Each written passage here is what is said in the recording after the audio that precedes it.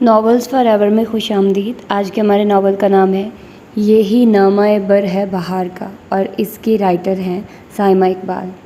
یہ ایک complete novel ہے، تو آئیے جلدی سے سٹارٹ کرتے ہیں اس ناول کو بغیر کسی دیر کے۔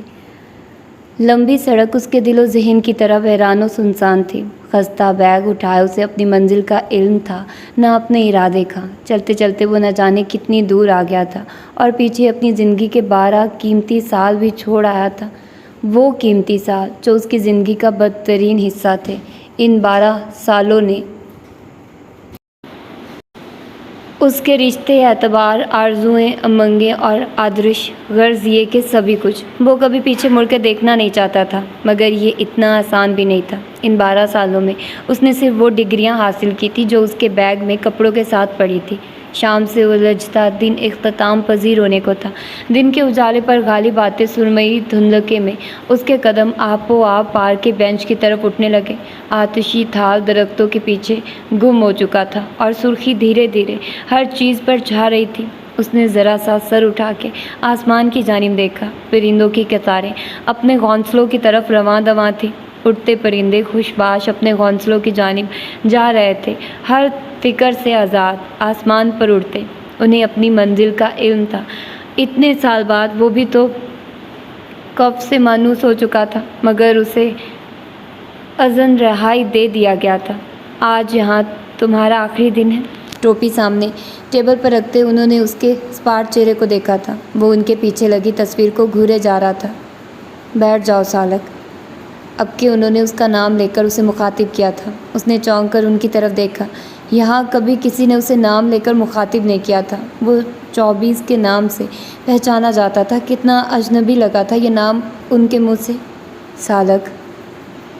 قدموں میں بیگ دھرتے ایک بار پھر اس نے زیر لب اپنا نام دہرایا، اور ان کے پکارنے پر بھی تو اسی طرح اس کے لبوں نے بے آواز جنبش کی تھی۔ تم نے ان سالوں میں مجھے سوچنے پر مجبور کر دیا ہے کہ تم یقیناً اس کے مستحق نہیں تھے، لیکن تم جانتے ہو کہ میرے اختیار کی حد کتنی ہے۔ ان کی باتیں سوچتے اس نے تھکے پاؤں کو اٹھا کر بینچ پر رکھ لیا۔ قریبی درخت پر بسیرا کرنے والے پرندے کی تیز آواز اسے خیالات سے باہر کھینچ لائی۔ اندھیرے نے ہر چیز کو اپنی لپیٹ میں لے لیا تھا۔ اس کا دل چاہا کہ وہ اسی بینچ پر لیٹ جائے، لیکن وہ اسی طرح بیٹھا رہا۔ زندگی کو نئے سرے سے شروع کرنا، مشکلیں تو ہر جگہ ہوتی ہیں، اور مشکلات کی بھٹی میں تپ کر ہی انسان کندن بنتا ہے۔ ان 12 سالوں نے تمہیں بھی کندن بنا دیا۔ اپنی ڈگریوں کو ضائع نہ جانے دینا۔ ابھی وقت تمہارے ہاتھ میں ہے۔ اس نے اپنے ہاتھ کو کھول کر اپنے سامنے کیا، لیکن اس کے ہاتھ میں تو کچھ بھی نہیں تھا سوائے وقت کی اڑتی دھول کے۔ نہ زمین اپنی تھی، نہ آسمان، نہ اسے کسی کا انتظار تھا، اور نہ کوئی اس کا انتظار کر رہا تھا۔ اگر کبھی میری مدد کی ضرورت پڑے تو ضرور مجھے یاد کر لینا۔ تم جیسے جوان کے لیے میرے دروازے ہر وقت کھلے ہیں۔ مدد؟ ہاتھوں کا تکیہ بنا کر بینچ پر لیٹتے اس لفظ پر بہت ہنسی آئی تھی۔ مدد جس کی امید میں اس کی بوڑھی بیمار ماں روتے روتے اس دنیا سے رخصت ہو گئی تھی۔ امید جس کا اس نے نہ چاہتے ہوئے بھی انتظار کیا تھا۔ ماں کی یاد آتے ہی وہ بینچ سے نیچے اتر آیا۔ اس کے قدم بے اختیار اس سمت اٹھنے لگے جہاں کبھی اس کا گھر ہوا کرتا تھا۔ اس نے چڑیوں کے لیے رکھا پانی کا برتن دیکھا، جو ہمایوں کی ٹھوکر سے گملے کے پاس الٹا پڑا تھا۔ برتن الٹا کر پانی بھرا اور دوبارہ اسی جگہ رکھ کر کچن میں آ گئی۔ ابا جی، میں آپ کو چھوڑ کر نہیں جانا چاہتا۔ اگر میں یہاں رہا تو شاید یہاں تو میں خود مر جاؤں گا یا کسی کو مار دوں گا۔ ہمایوں کی تیز آواز کچن تک آ رہی تھی۔ وہ بے چینی سے وہیں کھڑی رہی۔ وہ ابھی باہر سے آیا تھا۔ انوار الحق نے جوان بیٹے کو دیکھا، جس کا چہرہ غصے سے لال بھبوکا ہو رہا تھا۔ چھوٹے سے کمرے میں ادھر ادھر چکراتے وہ بہت پریشان اور الجھا ہوا تھا، جیسے فیصلہ کرنے اور نہ کرنے کی اذیت و کشمکش میں مبتلا ہو۔ جس نازک دور سے وہ گزر رہا تھا وہ اچھی طرح جانتے تھے۔ وہ خود بھی تو اتنے ہی بے بس تھے جتنا کہ وہ لوگوں کی باتیں ان کا کلیجہ بھی چیر دیتی تھی، لیکن وہ برداشت کر رہے تھے۔ ریم، بھائی کے لیے پانی لاؤ۔ انہوں نے ریم کو آواز دے ڈالی۔ نہیں پینا مجھے پانی۔ وہ گلاس ہاتھ میں لیے اس کے سامنے کھڑی تھی۔ اسے نفرت سے دیکھتے اس نے اس کا ہاتھ جھٹک دیا۔ پانی چھلک کر کچھ اس کے اوپر اور کچھ نیچے گر گیا۔ دفع ہو جاؤ تم یہاں سے۔ اس کا بس نہ چل رہا تھا کہ اسے بھی تو دھکا دے کر پرے ہٹا دے۔ وہ بغیر کچھ بولے دھندلائی آنکھوں کے ساتھ وہیں کھڑی رہی۔ انوار الحق نے اشارے سے اسے باہر جانے کے لیے کہا۔ مردہ قدم گھسیٹتے وہ وہاں سے باہر نکل آئی۔ کسی ایک شخص کی برائی کا ذمہ دار کوئی دوسرا شخص کیسے ہو سکتا ہے؟ اس سارے قصے میں وہ کہاں غلط تھی؟ اس نے کیا کیا تھا؟ اسے بھی تو لوگوں کی باتیں سننی پڑتی تھی۔ گھٹنوں پر سر رکھے وہ خود ترسی کا شکار ہو رہی تھی۔ آنسو جو خود بخود ہی آنکھوں میں آئے جا رہے تھے، اس نے انہیں پوچھنے کی کوشش نہیں کی تھی۔ ہمایوں تو اپنا غصہ اتار رہا تھا، وہ تو اس کا ذکر بھی نہیں کر سکتی تھی۔ ہمایوں ادھر آؤ۔ ابا کی محبت میں ڈوبی آواز اس کے کانوں سے ٹکرائی۔ ہمیشہ کا نرم لہجہ کچھ اور بھی میٹھا ہو گیا تھا۔ آنسو اور بھی تیزی سے بہنے لگے۔ ایسے مشفق پاک اور باپ اور محبت کرنے والے بھائی کے ساتھ تم نے ایسا کیوں کیا تحریم؟ اور مجھے بھی تو تم نے ہی قابل نفرت بنایا ہے۔ بہت برا کیا تم نے، بہت برا۔ تحریم کو سوچتے ایک دم ہی اس سے بے حد و حساب نفرت محسوس ہوئی تھی۔ تحریم جو اس سے 1 سال بڑی تھی، اس کی بہن۔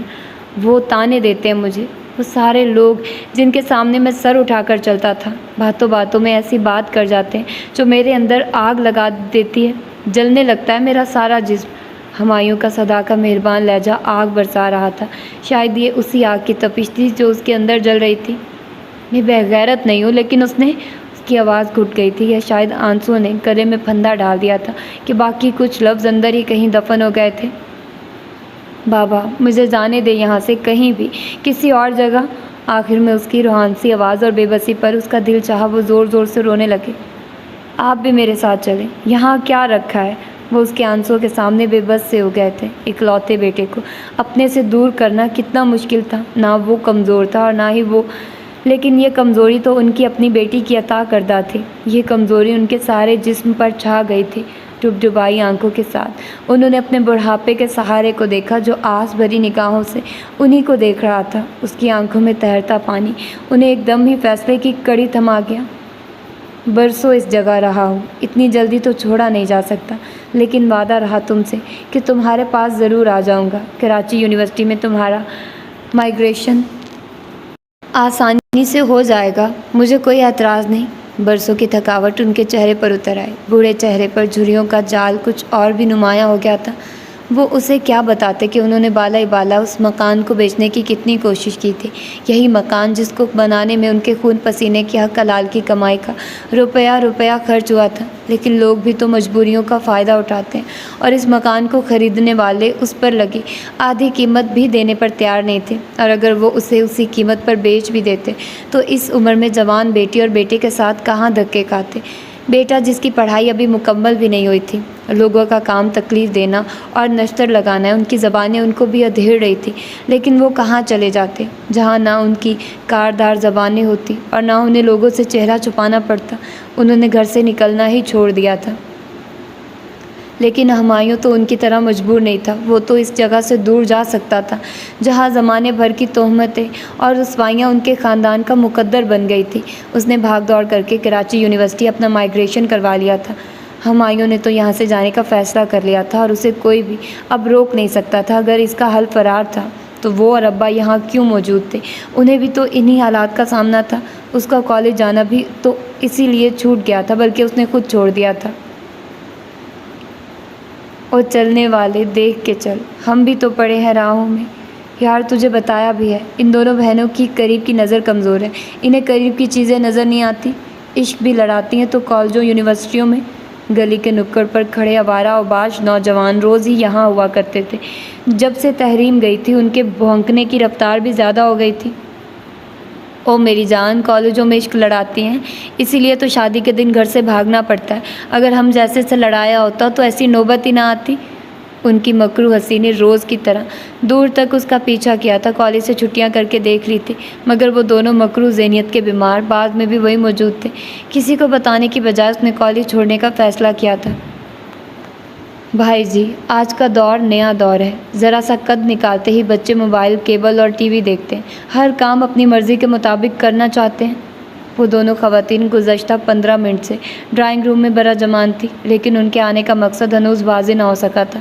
محلے میں اس کا آنا جانا تھا، سامنے کی خالہ ثریا اور باجی آسیہ ان کے گھر آ جاتی تھی، گلی کے دوسرے گھروں سے واقفیت تھی، لیکن وہ ان دونوں کو نہ جانتی تھی۔ ان کا کہنا تھا کہ وہ ایک گلی چھوڑ کر دوسری گلی سے آئی ہیں، ابا سے ملنے کی خواہش پر۔ ابا بھی وہیں آ گئے تھے۔ ذات کے تو ہم شیخ ہوتے ہیں، شادیاں بھی برادری ہی میں کرتے ہیں، لیکن بچوں کی پسند ناپسند بھی دیکھنی پڑتی ہے۔ انوار الحق نے بے چینی سے صوفے پر پہلو بدلا۔ پچھلے دنوں وہ ہمایوں کے جانے کی بدولت بہت پریشان رہے تھے۔ وہ دونوں خواتین باتوں کے ذریعے نہ جانے کس بات کی تمہید باندھ رہی تھی۔ معزز خاتون، میں آپ کی بات سمجھ نہیں سکا ابھی تک۔ انہوں نے ایک بار پھر پہلو بدلا۔ ایف اے کیا ہے میرے بیٹے ساجد نے، اپنا اسٹور ہے اس کا، دیکھا تو ہوگا آتے جاتے ایک دکان چھوڑ دوسری اسی کی ہے، اسی نے بھیجا ہے آپ کے گھر رشتے کے لیے۔ معزز و معقول نظر آنے والی خواتین کی نامعقول بات پر وہ ایک دم کھڑے ہو گئے۔ آج کل کے بچے سب کچھ طے کر کے ہی ماں باپ کو بتاتے ہیں، شکر ہے کہ بتانے کی زحمت کر لیتے ہیں۔ ان کی کھلتی بند ہوتی مٹھیاں دیکھ کر انہوں نے تاک کر ایک اور وار کیا۔ خاتون، مجھے آپ سے رشتہ نہیں کرنا، بہتر ہے آپ تشریف لے جائیے۔ انہوں نے بامشکل اپنی آواز کو کنٹرول کیا۔ بھائی جی، کچھ بھی کہنے سے پہلے آپ کو بچی سے ضرور پوچھ لینا چاہیے، ہمیں کوئی جلدی نہیں ہے، ہم پھر آ جائیں گے۔ اپنی چادر سنبھالتے وہ کھڑی ہو گئی اور ان کی آخری بات پر ان کے اندر جلتے بھانبڑ یکدم سرد ہو گئے تھے۔ وہ تھک کر صوفے پر ڈھہ سے گئے۔ انہیں یہ دن بھی دیکھنا تھا۔ دوسرے کمرے میں بیٹھی وہ کاٹو تو بدن میں لہو نہیں کی تفسیر بنی وہیں پر جم گئی تھی۔ ممی، بھوک لگی ہے، کھانے کو کچھ دے دے جلدی سے۔ اس نے آتے ہی شور مچا دیا۔ جتنی انہیں ممی لفظ سے چڑھتی، وہ انہیں تنگ کرنے کے لیے اتنا ہی ممی کہتا۔ ممی، بھلا کیا ہوا؟ جیسے مصر کی خنوط شدہ ممیاں جب تم مجھے ممی کہتے ہو تو پٹیوں میں جکڑی خنوط شدہ لاشیں میرے سامنے آ جاتی ہیں۔ سیدھی طرح اماں، امی یا ماں کہا کرو۔ ہمیشہ کی طرح انہوں نے ایک لمبا لیکچر پلا دیا۔ اب اس لیکچر سے تو میرا پیٹ بھرنے سے رہا، کھانا دے جلدی سے۔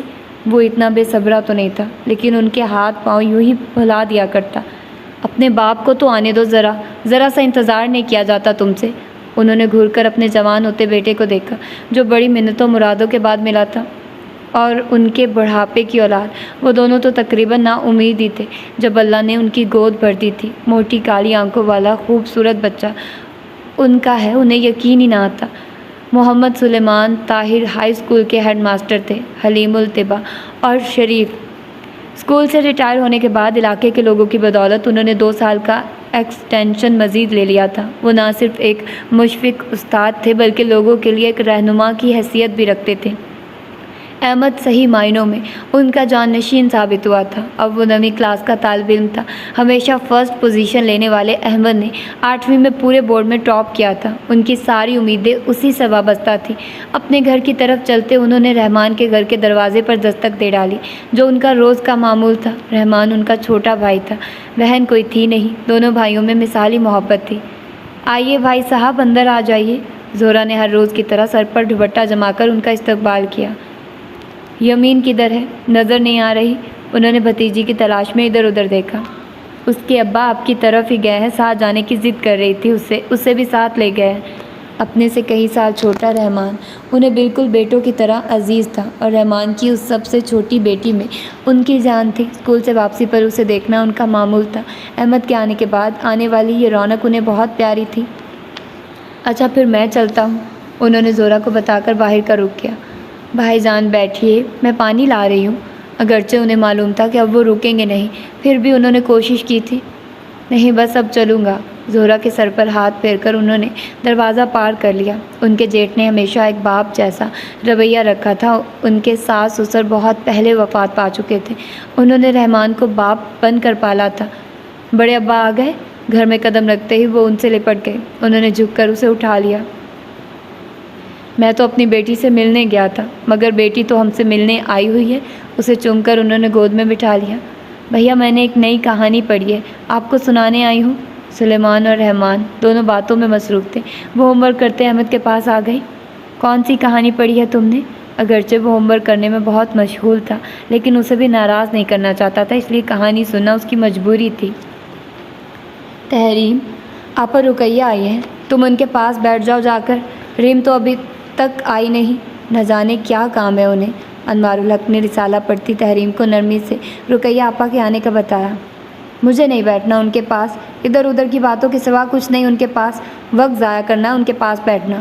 بیٹھتے بیٹھتے ہی اس نے منہ بنا کر جواب دیا۔ تحریم، انہوں نے خفگی بھرے انداز سے اسے باور کرانے کی کوشش کی کہ انہیں اس کی بات پسند نہیں آئی۔ مجھے نہیں پتہ بابا، آپ خود ہی جا کر بیٹھ جائیے۔ سنی انسنی کرتے اس نے پھر رسالے میں منہ گھسا دیا۔ ناچار انہیں ہی ان کے پاس بیٹھنا پڑا تھا۔ وہ اسی طرح کی تھی، ضدی، خودسر اور ہر طرح۔ حامدہ کی وفات کے بعد انہوں نے بچوں کو ماں کی کمی محسوس نہیں ہونے دی تھی۔ نہ جانے تربیت میں کہاں کمی رہ گئی تھی۔ سب سے بڑا ہمایوں، جو ایم اے اکنامکس کا طالب علم تھا، بالکل ان پر گیا تھا۔ ریم سب سے چھوٹی اور ایف اے کی طالبہ تھی اور تحریم بی اے آنرز کی طالبہ تھی، مگر دونوں بہنوں میں زمین آسمان کا فرق تھا۔ سب کا خیال رکھنے والی ریم اور صرف اپنا خیال رکھنے والی تحریم۔ انہوں نے اپنے بچوں کے لیے دوسری شادی نہیں کی تھی، مگر اب انہیں احساس ہوتا کہ شاید بیٹیوں کو تربیت کے لیے ماں کی ضرورت بیٹوں سے زیادہ ہوتی ہے۔ انوار الحق نے ساری عمر پولیس کے محکمے میں نوکری کی تھی، مگر اس محکمے کے برعکس انہوں نے حرام کا ایک بھی لقمہ اپنے اوپر حرام کیے رکھا تھا۔ قناعت ان کی طبیعت کا وصف جو انہیں انہی کے ساتھیوں سے جدا کرتا تھا۔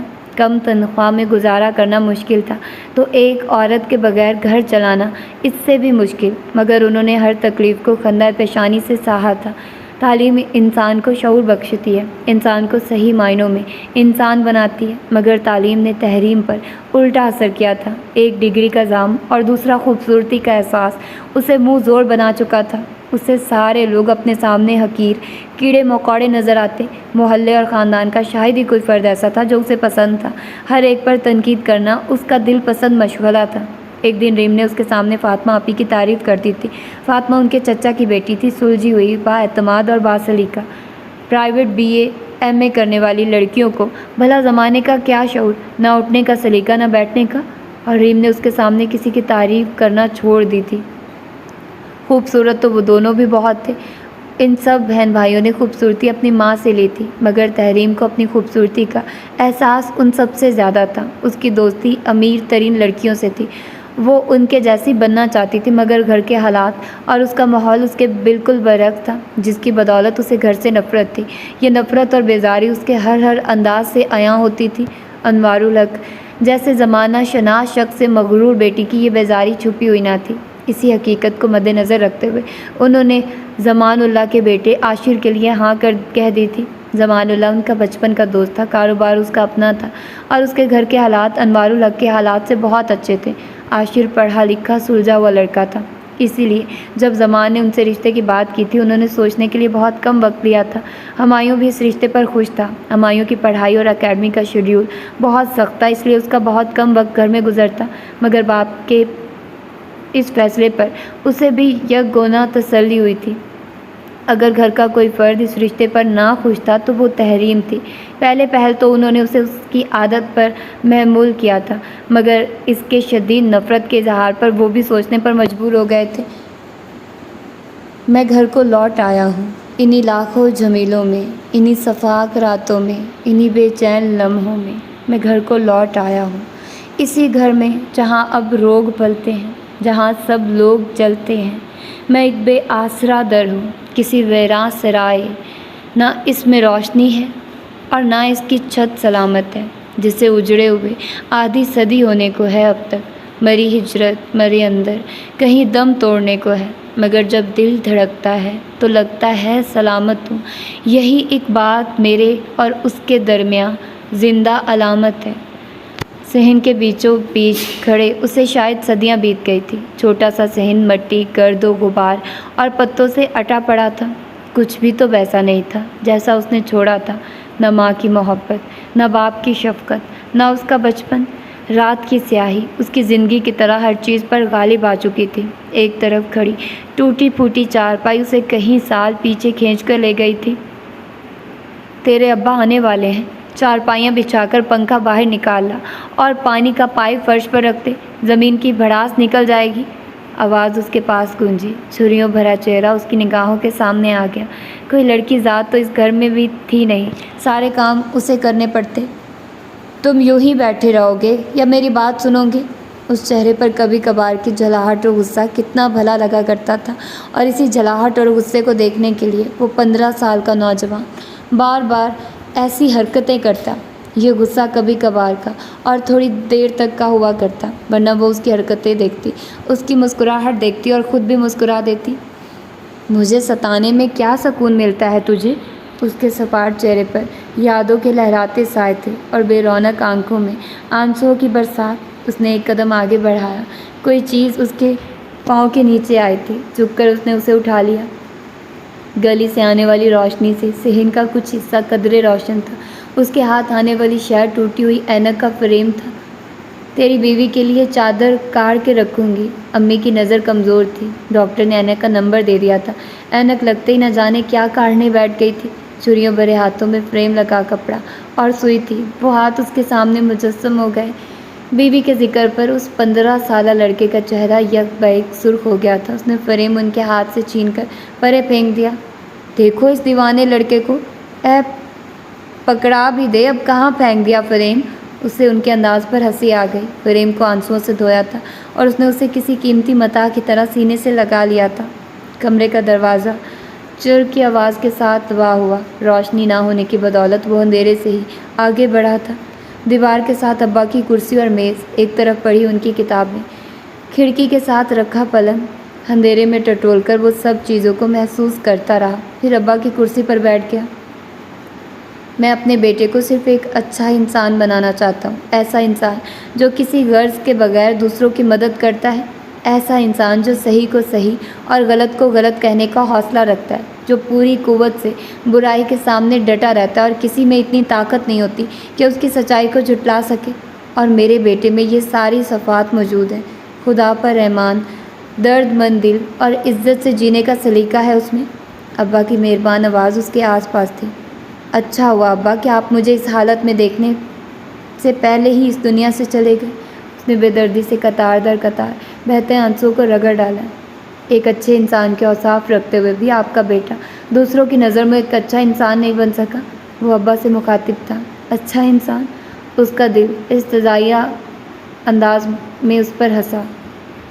پورے پنجاب میں میٹرک میں ٹاپ کرنے کے بعد وہ FSC کا اسٹوڈنٹ تھا، اور تبھی اسے علم ہوا تھا کہ ابا یمین کو اس کے لیے کب کا مانگ چکے ہیں۔ کتنا عجیب لگا تھا اسے ابا کا یہ فیصلہ۔ وہ منی سی گڑیا جو مجھے بھیا کہتی ہے، وہ بنے گی میری بیوی۔ اس دن پہلی بار اسے ابا پر غصہ آیا تھا۔ ابا کی شخصیت اس کی آئیڈیل تھی، وہ انہی کے جیسا بننا چاہتا تھا، نرم مزاج، دوسروں کے مسائل حل کرنے والا۔ بھیا، بڑی اماں جو قمیض کاڑ رہی ہیں، آپ کو پتہ ہے کس کی ہے؟ آپ کی دلہن کی۔ بیالوجی کی کتاب پر جھکا وہ پڑھنے میں مشغول تھا۔ نہ جانے وہ کب اس کے قریب آ کر کھڑی ہوئی تھی۔ اس کے سوال پر اس کا جھکا سر ایک جھٹکے سے اٹھا اور اس کی معصومیت دیکھتے پھر جھک گیا۔ اچھا، آہستہ سے کہہ کر وہ کتاب میں گم ہونے کی کوشش کرنے لگا۔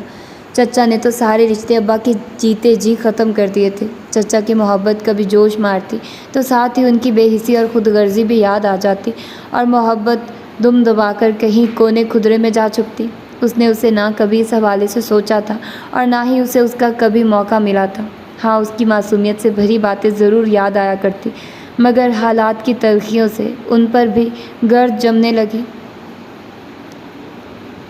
انوار الحق سارا دن برآمدے میں کرسی ڈالے بے مقصد بیٹھے رہا کرتے۔ ان عورتوں کے جانے کے بعد نہ اس میں ابا سے نگاہیں ملانے کی ہمت تھی اور نہ ہی انہوں نے کچھ پوچھا تھا، لیکن اسے ابا کو سب کچھ بتانا تھا۔ گلی کے کونے پر بنی دکانوں میں سے ایک چھوڑ دوسری دکان کے سامنے کھڑے ہونے والے نوجوانوں کو وہ اچھی طرح جانتی تھی۔ ابا بالکل چپ ہو کر رہ گئے تھے، نہ اسے اخبار پڑھ کر سناتے، نہ واک پر جاتے، اور نہ ہی کسی اور دلچسپی میں ان کا دل لگا کرتا۔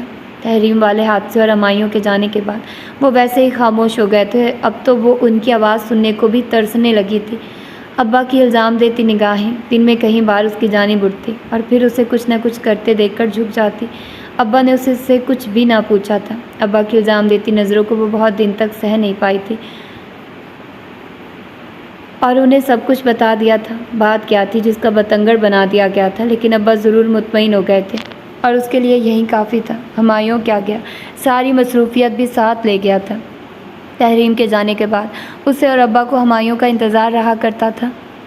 وہ آئے گا تو کھانا کھائیں گے، وہ آئے گا تو اس کے ساتھ خالہ کی طرف چلی جانا، اس سے پوچھ لینا۔ اب نہ کوئی مصروفیت تھی نہ انتظار۔ ابا سارا دن نہ جانے کیا سوچا کرتے اور وہ بھٹکی روح کی طرح سارا دن کمرے، برآمدے اور صحن کے چکر لگایا کرتی۔ اس نے ابا کے چہرے پر ہمہ وقت ایک خوبصورت سی مسکراہٹ رقصہ دیکھی تھی۔ دکھ، پریشانیاں آتی رہی تھی لیکن وہ کبھی اداس نہ ہوئے تھے۔ ہر ہفتے ابا کے دوست ان کے گھر جمع ہو جایا کرتے۔ بھاگ کر چائے بنانا، ابا کی ان کے لیے لائی چیزیں پلیٹوں میں دھر کر انہیں پہنچانا اس کی ذمہ داری تھی۔ اسے ابا کی خوشی کے لیے سب کچھ کرنا کتنا اچھا لگا کرتا تھا، لیکن اب وہ محفلیں تھیں نہ وہ دوست احباب۔ سودا ختم ہو جاتا تو مجبوری کے تحت ابا کو گھر سے باہر نکلنا پڑتا۔ وہ جانتی تھی کہ ابا نے باہر نکلنا کیوں چھوڑ دیا ہے۔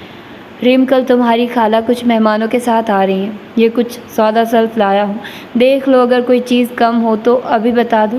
پچھلے 2 دن سے ان کے چہرے پر رونق تھی، وہ کہیں گھنٹے باہر بھی رہے تھے۔ وہ اس رونق کا سبب بھی خوب جانتی تھی۔ خالہ اس کے رشتے کے سلسلے میں کچھ لوگوں کو گھر لا رہی تھی۔ ابا کی ساری سوچیں اب اسی پر آ کر ختم ہوتی تھی۔ وہ جلد از جلد اسے اپنے گھر کا کرنا چاہتے تھے۔ ہمایوں کی طرح انہوں نے کبھی اسے کچھ نہیں کہا تھا، مگر وہ اپنی زندگی اور بڑھاپے سے ضرور خوف زدہ تھے۔ سامان اٹھا کر اس نے شیلف پر رکھ دیا۔ ابا بھی باہر چلے گئے تھے، شاید وہ کچھ اور خریدنے گئے تھے۔ سامان ڈبوں میں ڈال کر وہ باہر آ گئے۔ صحن میں لگے طرح کے پودے ابا اور اس کی مشترکہ شوق تھا۔ صبح سویرے نماز کے بعد پابندی سے پانی پینا اس کی روٹین میں شامل تھا۔ رات کی رانی، چنبیلی، گلاب، ان دونوں نے بہت محبت سے سینچے تھے۔ صحن کی انتہائی دائیں طرف لگا اکلوتا کنو کا درخت ہر وقت پتے ہی پتے گرایا کرتا۔ کنو کی سب سے اونچی شاخ پر بیٹھی چڑیا بے چینی سے ادھر ادھر پھدک رہی تھی۔ سارے پودے اس کی طرح کملائے ہوئے تھے۔ رات کی رانی کی سوکھی ٹہنیوں پر پتے دھوپ اور عدم توجہی کے باعث جھلس کر زرد ہو چکے تھے۔ ان دنوں پودوں کے تھال پانی نہ ملنے کے سبب خشک مٹی اڑایا کرتے۔ پچھلی بار خالہ کے ساتھ آنے والے لوگوں نے نہ جانے کیا کہہ کر انکار کیا تھا۔ ابا کے بہت پوچھنے پر بھی خالہ کوئی مناسب جواز ان کے سامنے نہ رکھ سکی تھی۔ ابا کی واپسی کافی دیر بعد ہوئی تھی۔ ریم بیٹا، تھوڑی دیر ادھر میرے پاس بیٹھ جاؤ۔ خالہ کے ساتھ آئے ایک مرد اور 2 عورتوں کو چائے دینے کے بعد وہ باہر نکلنے کو تھی کہ خالہ کی آواز نے اسے روک لیا۔ دونوں عورتوں کے چہرے اور پیشانی پر بننے والی ناگواری کی شکنوں سے گھبرا کر وہ تھوڑی دیر ہی میں باہر نکل آئی۔ انہیں شاید اس کے بیٹھنے یا نہ بیٹھنے سے کوئی دلچسپی نہیں تھی۔ وہ تو شکر ہے کہ ساتھ والی نیک دل عورت نے سب کچھ صاف ہمیں بتا دیا، ورنہ ہم شریف لوگ تو پھنس جاتے۔ پہاڑدار آواز اندر ڈرائنگ روم سے ہی آ رہی تھی، لیکن وہ نہ جانے کس بات کی تمہید باندھ رہی تھی۔ میاں صاحب، آپ جو بیٹی کے لیے رشتے دیکھتے پھر رہے ہیں، پہلے اس سے بھی پوچھ لیں، کہیں ایسا نہ ہو کہ پہلی والی کی طرح ان بارات والے دن فرار ہو کر رہی صحیح عزت بھی خاک میں ملا جائے۔ اس کے کانوں میں شاید کسی نے پگھلا سیسا انڈیل دیا تھا۔ کان سائیں کر رہے تھے، منہ پھٹ زبان دراز عورت کی زبان اپنے قابو میں نہیں تھی۔ آپ نکل جائیے یہاں سے اسی وقت۔ ابا کی لرزتی آواز غصے کی انتہائی شدت کو ظاہر کر رہی تھی۔ وہ ضبط کی انتہائی حالت سے گزر رہے تھے۔ اس کا دل چاہا کہ وہ بھاگتی ہوئی جائے اور ابا کو ان ذلیل لوگوں کے درمیان سے باہر کھینچ لائے۔ سور اسرافیل پھونکا جا رہا تھا اور اس میں بھاگنے کی سکت تک نہیں تھی۔ رشیدہ، انہیں لے جاؤ یہاں سے، یہ نہ ہو کہ… ابا کی کانپتی آواز پر اس نے کمرے میں گھس کر دروازہ بند کر لیا۔ گلے سے گھٹی سسکیاں نکل رہی تھی۔ تو یہ وجہ تھی 2 بار پہلے آنے والے لوگوں کے جواب نہ دینے کی۔ پہلے آنے والے لوگوں کا رویہ اسے یاد آ گیا۔ اسے دیکھ کر لڑکے کی اماں صدقے واری جا رہی تھی۔ بار تاکید کے ساتھ انہیں اپنی طرف آنے کا بھی کہا تھا، مگر بعد میں ابا کے جانے سے پہلے ہی انکار کر دیا۔ اور اسی رات ابا کو دوسرا ہارٹ اٹیک ہوا تھا۔ وہ خود اتنی نڈھال تھی کہ اگر ابرار، چچا چچی، آمنہ اور فاطمہ آپی نہ ہوتے تو شاید ابا کے ساتھ وہ بھی ہسپتال کے کسی بستر پر پڑی ہوتی۔ ہمایوں کے ہاسپٹل بار رابطہ کرنے پر بھی اس سے کوئی رابطہ نہ ہو سکا تھا۔ ابا کی بیماری اور پریشانی دیکھ کر اسے اپنی ذات کی تذلیل بھی بھول گئی تھی۔ میری سمجھ میں یہ نہیں آ رہا کہ رحمان کو ہو کیا گیا ہے، بار ایک ہی بات کا تقاضا کیے جا رہا ہے، حالانکہ سب کچھ جانتا بھی ہے۔ ابا جی کی وفات کے وقت اتنا بھی چھوٹا نہیں تھا کہ اسے کچھ یاد نہ ہو۔ ہیڈ ماسٹر سلیمان طاہر کئی دنوں سے پریشان تھے، مگر ان کی یہ پریشانی انہی تک محدود تھی۔ سغرا کے پوچھنے پر آہستہ بولنے لگے۔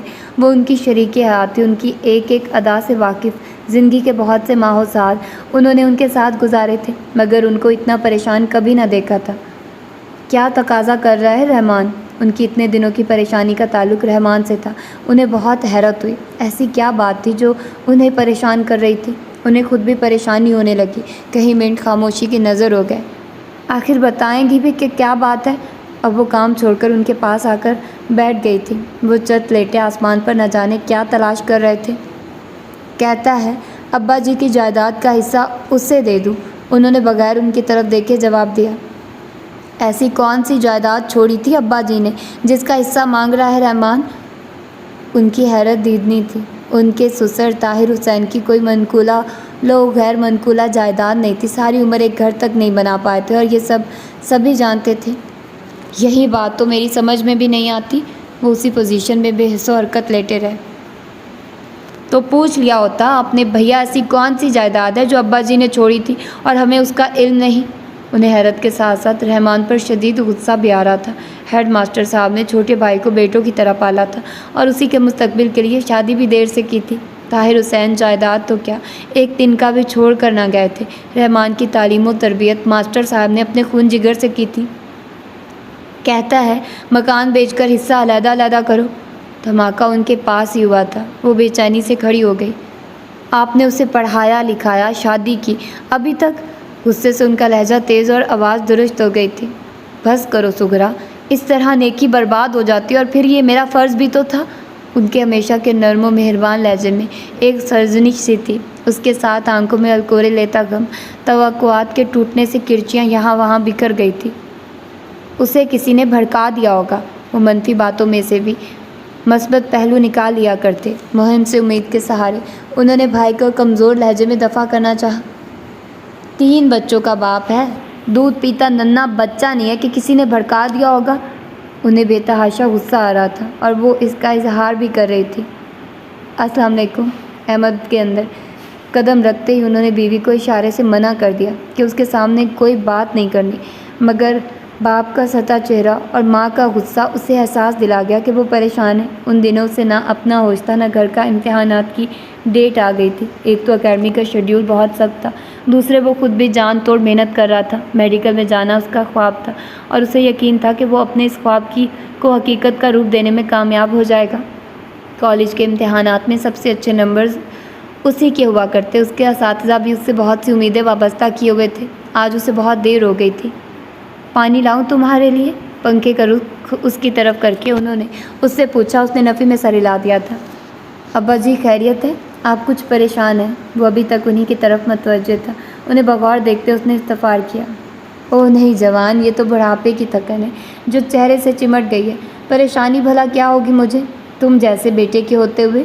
انہوں نے قصداً بشاشت پیدا کرنے کی کوشش کی جس میں وہ کافی حد تک کامیاب بھی رہے تھے۔ اسے زیادہ کریت کرنے کی عادت نہیں تھی، مگر ان دونوں کا پریشان ہونا اسے بھی پریشان کر گیا تھا۔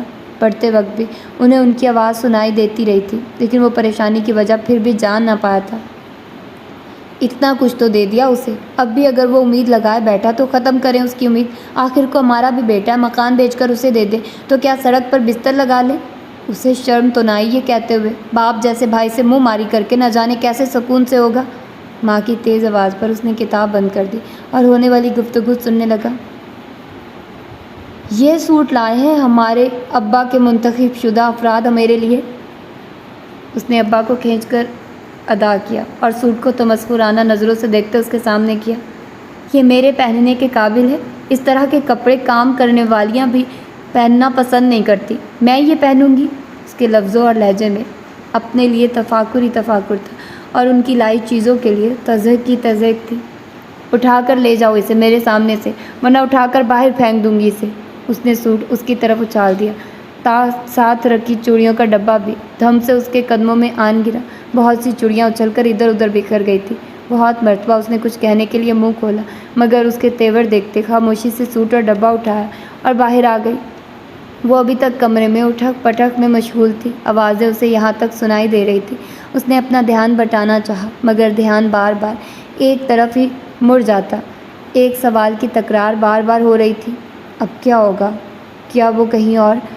زمان اللہ بیوی بیٹے اور بہو کے ساتھ آ کر اس کے ہاتھ پر پیسے رکھ گئے تھے تو اسے اعتراض تھا۔ اب وہ سوٹ اور چوڑیاں لائے تھے، وہ اسے ناپسند تھا۔ وہ 2 دھاری تلوار کی طرح ہر طرف چلتی تھی، کبھی ادھر تو کبھی ادھر۔ جب سے اس کی بات طے ہوئی تھی دروازوں کھڑکیوں کی شامت آ گئی تھی۔ اندر آتے باہر جاتے اس کا سارا ابال انہی پر نکلتا۔ ابا مجھے تو تحریم کا ارادہ کہیں اور لگتا ہے۔ آپ نے اس سے پوچھا تھا کہ انوار الحق بیٹے کے منہ سے ایسی بات سن کر شرم سے اس سے نظریں چرانے لگی، لیکن ہمایوں نے انہی کی سوچ کو لفظوں کا پہران دیا تھا۔ اس کے انداز پر وہ خود بھی تو پریشان تھے، اور ان کے پوچھنے پر اس نے بغیر کسی جھجک کے فرحان کا نام لے دیا تھا۔ اگر وہ یہی چاہتی ہے تو میں پتہ کرواتا ہوں اس لڑکے کا۔ مدبر سے ہمایوں نے بات کی پریشانی سے بچنے کے لیے باپ کو بھی راضی کر لیا تھا، مگر فرحان کے بارے میں جاننے کے بعد وہ اس کے سامنے پھٹ ہی تو پڑا تھا۔ یونیورسٹی میں شیطان کی طرح مشہور ہے یہ شخص، ہر مہینے نئی لڑکی کے ساتھ نظر آتا ہے، اور تم نے ایسے شخص کا انتخاب کیا ہے؟ غصے اور تعصب سے اسے دیکھتے اس کے لیے خود پر کنٹرول کرنا مشکل ہو رہا تھا، پر وہ تو ان کے درمیان سے اٹھ ہی چکا تھا، مگر پھر بھی پردہ تو ان کے درمیان سے اٹھ ہی چکا تھا، مگر پھر بھی وہ بہن سے وہ باتیں نہ کرنا چاہتا تھا جو اسے کرنی پڑ رہی تھی۔ اس کے مخالف گروپ نے اسے بدنام کرنے کے لیے بڑی ڈٹھائی سے اس نے بڑے بھائی کی آنکھوں میں آنکھیں ڈال کر جواب دیا۔ وہ اپنے باپ کی طرح بہت متحمل مزاج تھا، ورنہ اب تک شاید وہ اسے چھوٹ کر چکا ہوتا۔ ان کے جیسے گھرانے میں تو شادیاں طے کرتے وقت لڑکے تک سے نہیں پوچھا جاتا تھا کجا کہ لڑکی۔ کون سا مخالف گروپ؟ وہ استزائیہ ہنسا۔ پوری یونیورسٹی، سارے شریف لڑکے لڑکیاں۔ استزائیہ انداز مذاق اڑانے والا تھا۔ تم صرف اپنے آپ کو شریف سمجھتے ہو، تم جو بھی کہو، مجھے کہیں اور شادی نہیں کرنی۔ خود سری ڈٹھائی، رعونت اور بے شرمی اسے ایک دم ہی بھڑکا گئی۔ اندر جلتا جوالا مکھی جھجک کر باہر آیا تھا۔ غیرت مند بھائی کو اس کی یہ بے باکی پسند نہیں آئی تھی۔ وہ ٹھنڈے مزاج کا ضرور تھا، مگر اس کی ڈٹھائی بہت دیر تک اس سے برداشت نہ ہو پائی تھی۔ میں بھی دیکھتا ہوں اس کے علاوہ کہاں ہوتی ہے تمہاری شادی؟ دروازے کو ٹھوک کر رسید کرتے۔ اس کا انداز چیلنجنگ تھا۔ وہ اسے دیکھ کر مسکراتی رہی۔ اس کے ارادوں کی خبر کسی کو نہ تھی۔ گھر میں آیا طوفان کسی قدر تھم گیا تھا، شاید یہ کسی بڑے طوفان کے آنے سے پہلے کی خاموشی تھی۔ اس نے شادی کے کسی کام میں کوئی دلچسپی نہ لی تھی، وہ چپ تھی، ان کے لیے یہی بہت تھا۔ اب یہاں کیا لینے آئے ہو؟ اس شہر بے مہر کو چھوڑنے سے قبل دل میں نہ جانے کیا آئی تھی کہ قدم خود ہی جانے پہچانے راستے کی طرف اٹھنے لگے تھے۔ فضل سویٹس، امین الیکٹرانکس، خالی پلاٹ جس پر اب ایک پلازا تعمیر ہو چکا تھا، سوشل سیکیورٹی دفتر، کچھ بھی تو نہیں بدلا تھا، یا شاید اس کے لیے سب کچھ بدل گیا تھا۔ دروازہ کھولنے والی ادھیڑ عمر عورت کو وہ پہچان چکا تھا۔ زہرا چچی اس کے سامنے تھی، لیکن انہیں اس کو پہچاننے میں کچھ دیر ضرور لگی تھی، اور پہچانتے ہی ان کا لہجہ پھنکارنے لگا تھا۔ سارے رشتے تو تمہارے باپ کے مرتے ہی ختم ہو گئے تھے، پہلے بھائی، پھر بھابھی، بھتیجے، اور تیسرے نمبر پر جب بھائی ہی نہ رہا تو تم سے کیا واسطہ، اور بھتیجا بھی وہ جو سزا کاٹ کر آ رہا ہے۔ واقعی اسے یہاں نہیں آنا چاہیے تھا۔ رشتہ بھائی کے مرنے پر نہیں، بلکہ اس سے بہت پہلے ہی ختم ہو گیا تھا، جب آپ جیسے لوگوں نے سب کچھ جانتے ہوئے بھی اس کی پرسکون زندگی کو عذاب بنانے کی کوشش کی تھی۔ وہ اس عورت کو جو اس کی چچی تھی ٹکٹکی باندھے دیکھتا رہا۔ اس نے رشتوں کو بدلتے دیکھا تھا، وقت بدلتے دیکھا تھا۔ بڑی مشکل سے بھلا پائے ہیں ہم یہ بات، اور لوگوں کے تانے کیا پھر یاد دلانے آ گئے ہو تم انہیں؟ ان کی زبان کی اس نشتر زنی سے وہ پہلے کہاں واقف تھا۔ اپنوں کے لگائے زخم کتنی تکلیف دیتے ہیں اسے معلوم ہو رہا تھا۔ مجھے چچا سے ملنا ہے۔ بڑی مشکل سے زبان نے صرف ایک جملہ ادا کیا تھا۔ مر گیا تمہارا چچا کئی سال پہلے۔ ان کی زبان کی تیزی کے ساتھ ان کے ہاتھ بھی حرکت کر رہے تھے۔ اجنبی عورت کو پہچاننے میں کئی سال تک وہ کتنی غلطی کرتا رہا تھا۔ سفید گیٹ پر دستک دیتے اس کی نظر گیٹ کے ساتھ دیوار سے لپٹی بوگن ویلیا کی بیل پر پڑی، جس نے گیٹ اور دیوار کا بیشتر حصہ ڈھانپ رکھا تھا۔ وہ اس بیل کو بے مقصد گھورتا رہا۔ کون؟ اندر سے آنے والی نسوانی آواز پر بھی اس کی نگاہوں کا زاویہ بدلا نہیں تھا۔ مجھے انوار الحق صاحب سے ملنا ہے۔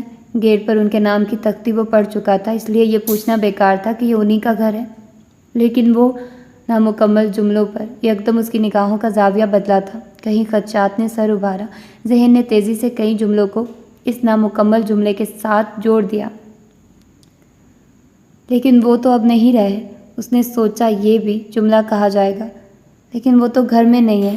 درمیانی وقفہ اگرچہ بہت لمبا نہیں تھا، لیکن اسے صدیوں پر محیط لگ رہا تھا۔ ایک ایسا شخص جس کے ساتھ اپنے تعلق کو وہ کبھی بھی سمجھ نہیں پایا تھا، اس کے لیے بہت قابل احترام تھا اس کا رہنما۔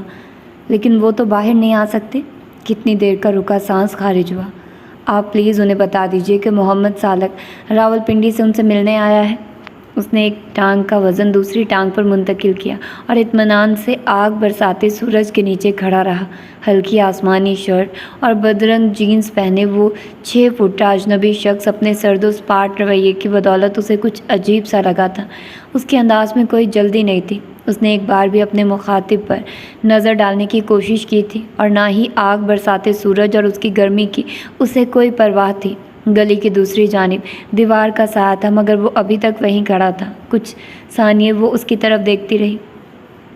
کوئی محمد سالک راولپنڈی سے آپ سے ملنے آئے ہیں؟ انوار الحق دوسرے اٹیک کے بعد سے بستر پر ہی تھے۔ ڈاکٹروں نے انہیں زیادہ چلنے پھرنے سے منع کیا تھا۔ وہ انہیں بالکل بھی اٹھنے نہ دیتی۔ اس کے قدموں میں پڑا بیگ وہ دیکھ چکی تھی۔ اگرچہ وہ اتنی دور سے نہ آیا ہوتا تو وہ اسے کب کی ٹال چکی ہوتی۔ محمد سالک کے نام پر لمحہ بھر کو ان کی آنکھوں میں چمک نمودار ہوئی تھی۔ وہ فوراً اٹھ کر بیٹھ گئے۔ ڈاکٹروں نے آپ کو چلنے سے منع کیا ہے۔ اس کی بات سن کر انسنی کرتے وہ چپل پہن کر تیزی سے باہر نکل گئے۔ بیٹا اچھی سی چائے اور پھر کھانا، گوشت تو ہے نا گھر میں؟ بہت عرصے بعد وہ اس طرح پرجوش دکھائی دیے تھے۔ اسپات میں سر ہلا کر اس نے چائے کے لیے پانی چولہے پر چڑھا دیا۔ میں ایک بار آپ سے ضرور ملنا چاہتا تھا، آپ کا شکریہ ادا کرنے کے لیے۔ اگر آپ وہاں نہ ہوتے تو نہ جانے میں کیا سے کیا بن چکا ہوتا۔ بہت عرصے بعد اسے کوئی ایسا فرد ملا تھا جو اسے اپنا لگا کرتا تھا، جس سے وہ اپنے دل کی بات کر لیا کرتا تھا۔ بیٹا جی، اس میں کمال تمہاری تربیت کا ہے، جس نے ہمیشہ تمہیں بھٹکنے سے بچا لیا۔ وہ غبار جو تمہارے اندر جمع ہو چکا تھا اسے دھونے کی ضرورت تھی، اور میرے رب نے یہی کام مجھ سے لینا تھا۔ انہوں نے اس 30 سالہ با کردار شخص کو دیکھا جس کی ہمت اور حوصلے کے وہ معترف تھے۔ لیکن تمہیں تو 2 سال بعد آنا تھا۔ وہ اسے بالکل بھولے نہیں تھے، اور بھول بھی کیسے سکتے تھے؟ عام بنے بنائے رستے پر چلنے والے تو بہت سے لوگ ہوتے ہیں، لیکن خاردار کانٹوں کو ہٹا کر صاف رستہ بنانے والا کوئی ہوتا ہے۔ ان کے اس سوال نے اس کی آنکھوں میں مرچیں سی بھر دی تھی۔ خون رنگ آنکھوں میں اترا خون اس کے ان 12 سالوں کا تھا جو وہ وہیں کہیں دفن کر آیا تھا۔ ایک بے گناہ شخص کو 12 سال قید کاٹنے کے بعد باعزت بری کر دیا گیا، کیونکہ مرنے سے پہلے مجرم نے اپنے جرم کا اقرار کرتے ہوئے اسے بے گناہ قرار دے دیا تھا۔ اس کی آواز میں نوحوں جیسا کرب سمٹ آیا تھا۔ عدالت کا کہنا تھا کہ اسے بہت افسوس ہے کہ ایک معصوم نوجوان کو اپنی زندگی کے قیمتی سال جیل کی سلاخوں کے پیچھے گزارنے پڑے۔ اس کا ازالہ ممکن نہیں۔ فاضل عدالت شرمندگی محسوس کرتی ہے اور محمد سالک کو باعزت بری کرتی ہے۔ اس کی آنکھیں خشک تھیں، مگر اس کی باتیں سن کر وہ ضرور رو دیے تھے۔ ان کی نگاہوں میں اس 16-17 سالہ لڑکے کا خوف زدہ سراپا لہرا گیا جو جیل کے ماحول سے خوف زدہ ہو کر کونے میں سکڑا سمٹا رویا کرتا تھا۔ اس کی بوڑھی کمزور ماں اتنی پر امید تھی کہ اس کی FSC کی کتابیں ان کے ہاتھ میں تھما کر ایک ہی التجا کیا کرتی تھی، بھائی جی آپ ہی اسے تسلی دیا کرو، آزمائش تو اللہ کی طرف سے ہوتی ہے۔ اسے کہنا وہ جلد یہاں سے باہر آ جائے گا۔ اسے کہنا مڈل اور میٹرک میں ٹاپ کرنے والے محمد سالک کو FSC میں بھی پورے پنجاب میں ٹاپ کرنا ہے۔ اس نے FA تو کیا، BA اور MA بھی امتیازی نمبروں سے پاس کیا تھا، لیکن باہر نہیں آیا تھا۔ اور روتی ہوئی بوڑھی عورت شاید یہی امید لیے دنیا سے رخصت ہو گئی تھی۔ ابا جی چائے لے لیں۔ دروازہ کھٹکھٹا کر اس نے چائے اور برتن ابا کو پکڑا دیے۔ ابا کی مہمان کے ساتھ خاص انسیت دیکھتے اس نے قریشی صاحب کے بچے سے بسکٹ، نمکو اور کیک بھی منگوا لیا تھا۔ پھر کتنی ہی دیر وہ ماضی کی گم شدہ گلیوں میں ان کے ساتھ ساتھ گھومتا رہا تھا۔ ہیڈ ماسٹر سلیمان طاہر، سغرا چچا چچی، اس کے مشفق اساتذہ، وہ گلیاں جو اب قصہ پارینہ بن چکی تھی۔ یار کچھ دن رہ جاؤ میرے پاس، مجھے بہت خوشی ہوگی۔ اس کے اجازت طلب کرنے پر انوار الحق نے بہت اصرار اور محبت سے اسے روکا تھا۔ ان کے گھر میں تو نہیں، البتہ اس شہر میں رہنے کا وعدہ اس نے ضرور کر لیا تھا۔ ایک تو مجھے تمہاری اکیڈمی کی سمجھ نہیں آتی، بھلا 12 سے 3 بھی کوئی وقت ہے اکیڈمی کا؟ گرمی ہے کہ اللہ کی پناہ غفلت گھروں میں گھسی بیٹھی ہے، چرند پرند آشیانوں میں دبکے پڑے ہیں۔ خدا نہ خواستہ اگر لو لگ جائے تمہیں تو یہ اکیڈمی والے بھلا کیا کریں گے؟ امی کو اس کا 3 بجے اکیڈمی سے واپس آنا بہت کھلتا، کئی بار تو وہ اسے اکیڈمی چھوڑ دینے کا کہہ چکی تھی۔ ہر بار تو فرسٹ آتے ہو، خود ہی گھر میں پڑھ لیا کرو۔ مسکرا کر انہیں کسی اور جانب لگا دیا کرتا۔ اکیڈمی میں سب سے آخری پیریڈ سر شفیق کا ہوا کرتا۔ سر شفیق جتنے پڑھائی کے معاملے میں سخت تھے اتنے ہی وہ لائق طالب علموں کے لیے نرم تھے۔ وہ بھی ان کے ساتھ خاص انسیت رکھتا تھا۔ آج بھی سر شفیق سے بحث میں 15 منٹ اوپر ہو چکے تھے۔ امی کا فکر مند چہرہ اس کی نظروں میں گھوم گیا۔ انہیں اللہ حافظ کہہ کر وہ باہر نکل آیا۔ آتشی تھال آگ برسا رہا تھا۔ گرمی کی بدولت سڑکیں گلیاں ویران تھیں۔ پسینہ پوچھتے اس نے نسبتاً سنسان مگر شارٹ راستے کا انتخاب کیا تھا۔ یار چھوڑ دو، ہوش کے ناخن لو، کیا ہو گیا ہے؟ وہ دونوں خالی پلاٹ میں گتھم گتھا تھے۔ کتابیں ایک طرف رکھ کے وہ جلدی سے ان کی جانب بڑھا، مگر وہ کسی کی بھی پرواہ کیے بغیر اسی طرح ایک دوسرے سے دستوں گریباں رہے۔ ایک تو انہی کے محلے کا لڑکا قاسم تھا اور دوسرے سے وہ ناواقف تھا، آس پاس کوئی اور نہیں تھا اور اس کے لیے ان دونوں کو علیحدہ کرنا مشکل ہو رہا تھا۔ ایک طرف ہو جاؤ تم، لمبے قد کے اجنبی شخص نے اسے دھکا دے کر ایک جانب پھینک دیا۔ اس سے پہلے کہ وہ دوبارہ ان میں بچاؤ کی کوشش کرتا، وہ شخص بجلی کی سی پھرتی سے چاقو کے پہ در پہ وار قاسم پر کر چکا تھا۔ اس کا فرار ہونا اور قاسم کے بھل بھل بہتے خون کو دیکھنا اس کے حواس مختل کر گیا تھا۔ قاسم کو پکڑنے کی کوشش میں اس کی پوری شرٹ خون خون ہو چکی تھی۔ اس کے سنبھالنے سے پہلے ہی قاسم بے ہوش ہو کر اس کی باہوں میں جھول گیا تھا۔ اس کے بعد کے واقعات اسے ایک بھیانک خواب کی طرح لگتے تھے، لیکن وہ خواب نہیں بلکہ حقیقت تھی۔ قاسم اسپتال پہنچنے سے پہلے ہی مر گیا تھا اور پولیس نے اسے اس کے قتل کے جرم میں گرفتار کر لیا تھا۔ بوڑھا باپ جو پہلے ہی بھائی کے رویے سے ہدموا تھا، بیٹے کی وجہ سے چارپائی سے لگ گیا تھا۔ اس کے لیے بھاگ دوڑ کرنے والا کوئی نہ تھا۔ بوڑھی ماں کیس کی فائل لیے کبھی کسی افسر کے سامنے جاتی تو کبھی کسی کے سامنے، اگرچہ اسے اپنے اللہ پر بھروسہ تھا، مگر دفتروں میں بیٹھنے والے ناخدا شواہد مانگتے۔ اس کی ساری فریادیں آہو بکا رائگاں گئی، شک کا فائدہ دیتے۔ اسے صرف سزا سنائی دی گئی تھی۔ لوگ طرح طرح کی باتیں کر رہے تھے۔ قاسم کی بہن پر نظر رکھتا تھا، اس نے منع کیا تو اسے ہی ختم کر دیا۔ حالانکہ اس کا بچپن لڑکپن انہی لوگوں کے درمیان گزرا تھا۔ کوئی اس کی بات پر یقین کرنے کو تیار کیوں نہیں تھا؟ اس نازک موقع پر اگر کانسٹیبل انوار الحق نے اسے سہارا نہ دیا ہوتا تو شاید وہ بھی مجرموں کے کسی گروہ میں شامل ہو کر واقعی مجرم بن جاتا۔ کانسٹیبل انوار الحق جیل کی مسجد کی امامت کرتے تھے اور اماں کی وفات کے بعد انہی نے اس کے گھر کو چچا کی حریص نظروں سے بچایا تھا۔ اس کی معصومیت اور تعلیمی ریکارڈ دیکھتے انہیں پورا یقین تھا کہ وہ مجرم نہیں ہے۔ انہی کی صحبت کا اثر تھا کہ وہ دوبارہ پڑھائی کی طرف متوجہ ہوا تھا۔ وہ لائق تھا، پڑھنا بھی چاہتا تھا، مگر وہاں رہتے ہوئے اس ماحول سے بالکل لا تعلق نہیں رہ سکتا تھا۔ کبھی اس کا دل چاہتا وہ ارد گرد کی ہر چیز کو تہس نہس کر دے۔ اندر کا غبار اور غصہ اتنا شدید ہوتا کہ اسے اپنے اوپر کنٹرول کرنا مشکل ہو جاتا۔ انوار الحق اس کے غصیلے تاثرات سے اسے کسی کام میں لگائے رکھتے۔ وہ لمبا اونچا تھا، وقت کے ساتھ اس کا جسم بھی بھر گیا تھا اور جیل کی پرمشقت زندگی نے اسے سخت جان بھی بنا دیا تھا۔ وہ انوار الحق اور جیلر قیوم زیدی کا منظور نظر تھا، اس لیے کبھی دوسرے قیدیوں نے اسے چھیڑ چھاڑ کی کوشش نہ کی تھی، لیکن اگر کبھی ایسا ہوتا تو اسے یقین تھا کہ وہ اپنے غصے اور اپنے مضبوط قد کاٹ کی بدولت جلد ہی دوسروں پر حاوی ہو جائے گا، لیکن ایسا موقع کبھی نہ آیا تھا۔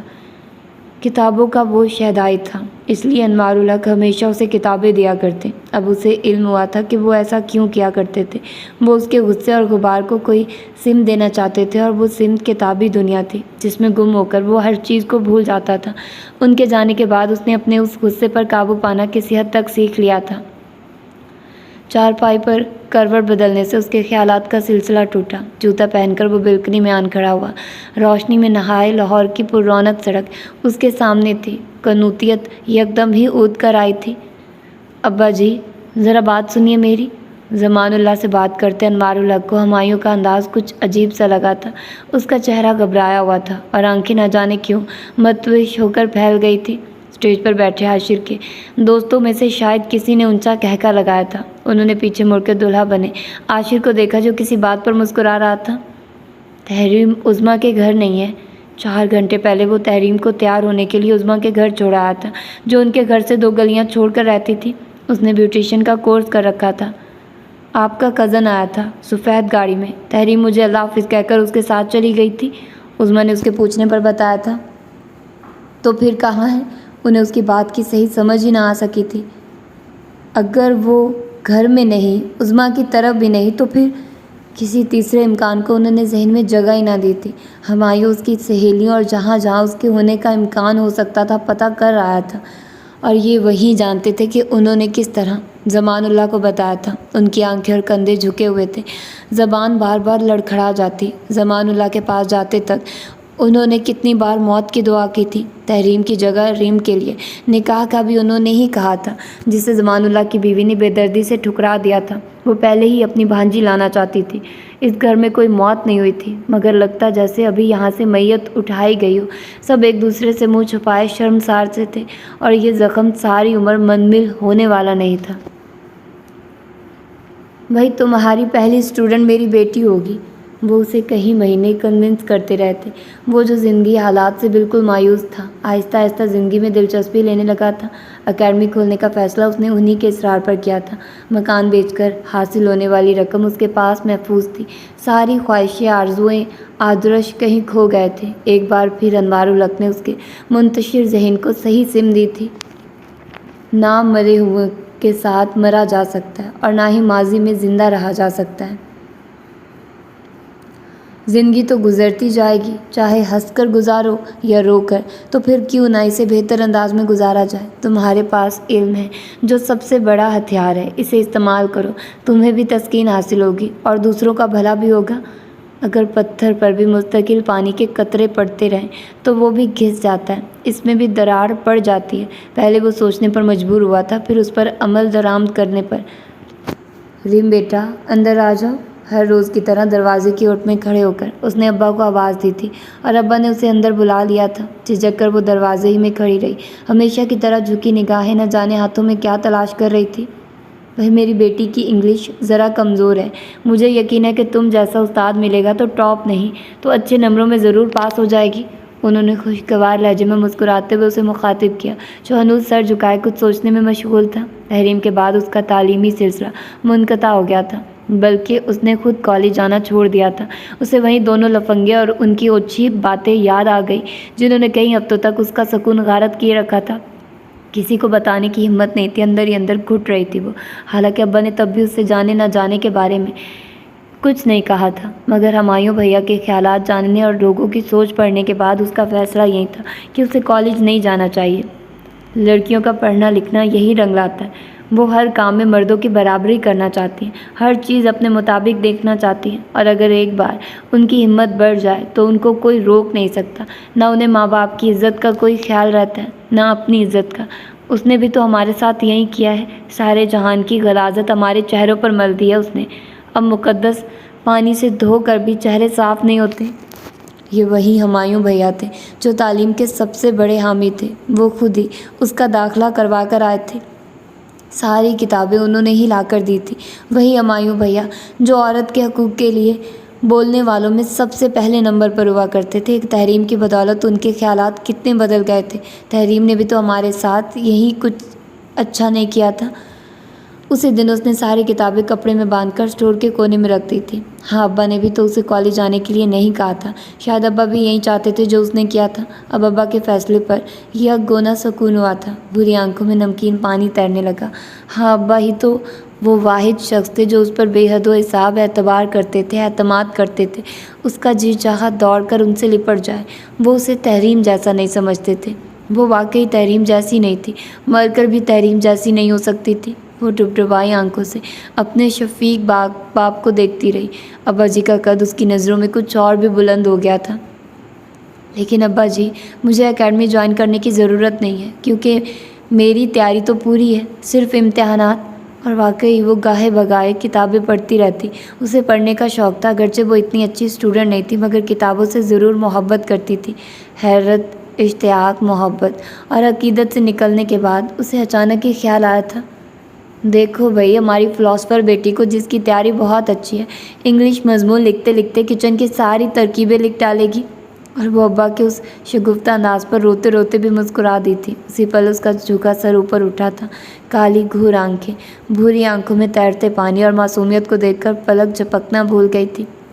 وہ بہت خوبصورت تھی، اور شاید اپنی خوبصورتی سے بے نیاز بھی۔ چلے مان لیتے ہیں کہ ہماری بیٹی کو اکیڈمی جوائن کرنے کی ضرورت نہیں، اگر کسی قسم کی مدد کی ضرورت پڑی تو سالک تمہاری مدد کر دیا کرے گا۔ کیوں بھائی سالک؟ انہوں نے اچانک ہی اسے مخاطب کیا تھا۔ شرمندہ ہو کر ہارن انداز میں اس نے سر ہلا دیا۔ یہ اور بات کہ اسے کبھی بھی پڑھائی کے سلسلے میں اس کی مدد کی ضرورت نہیں پڑی تھی۔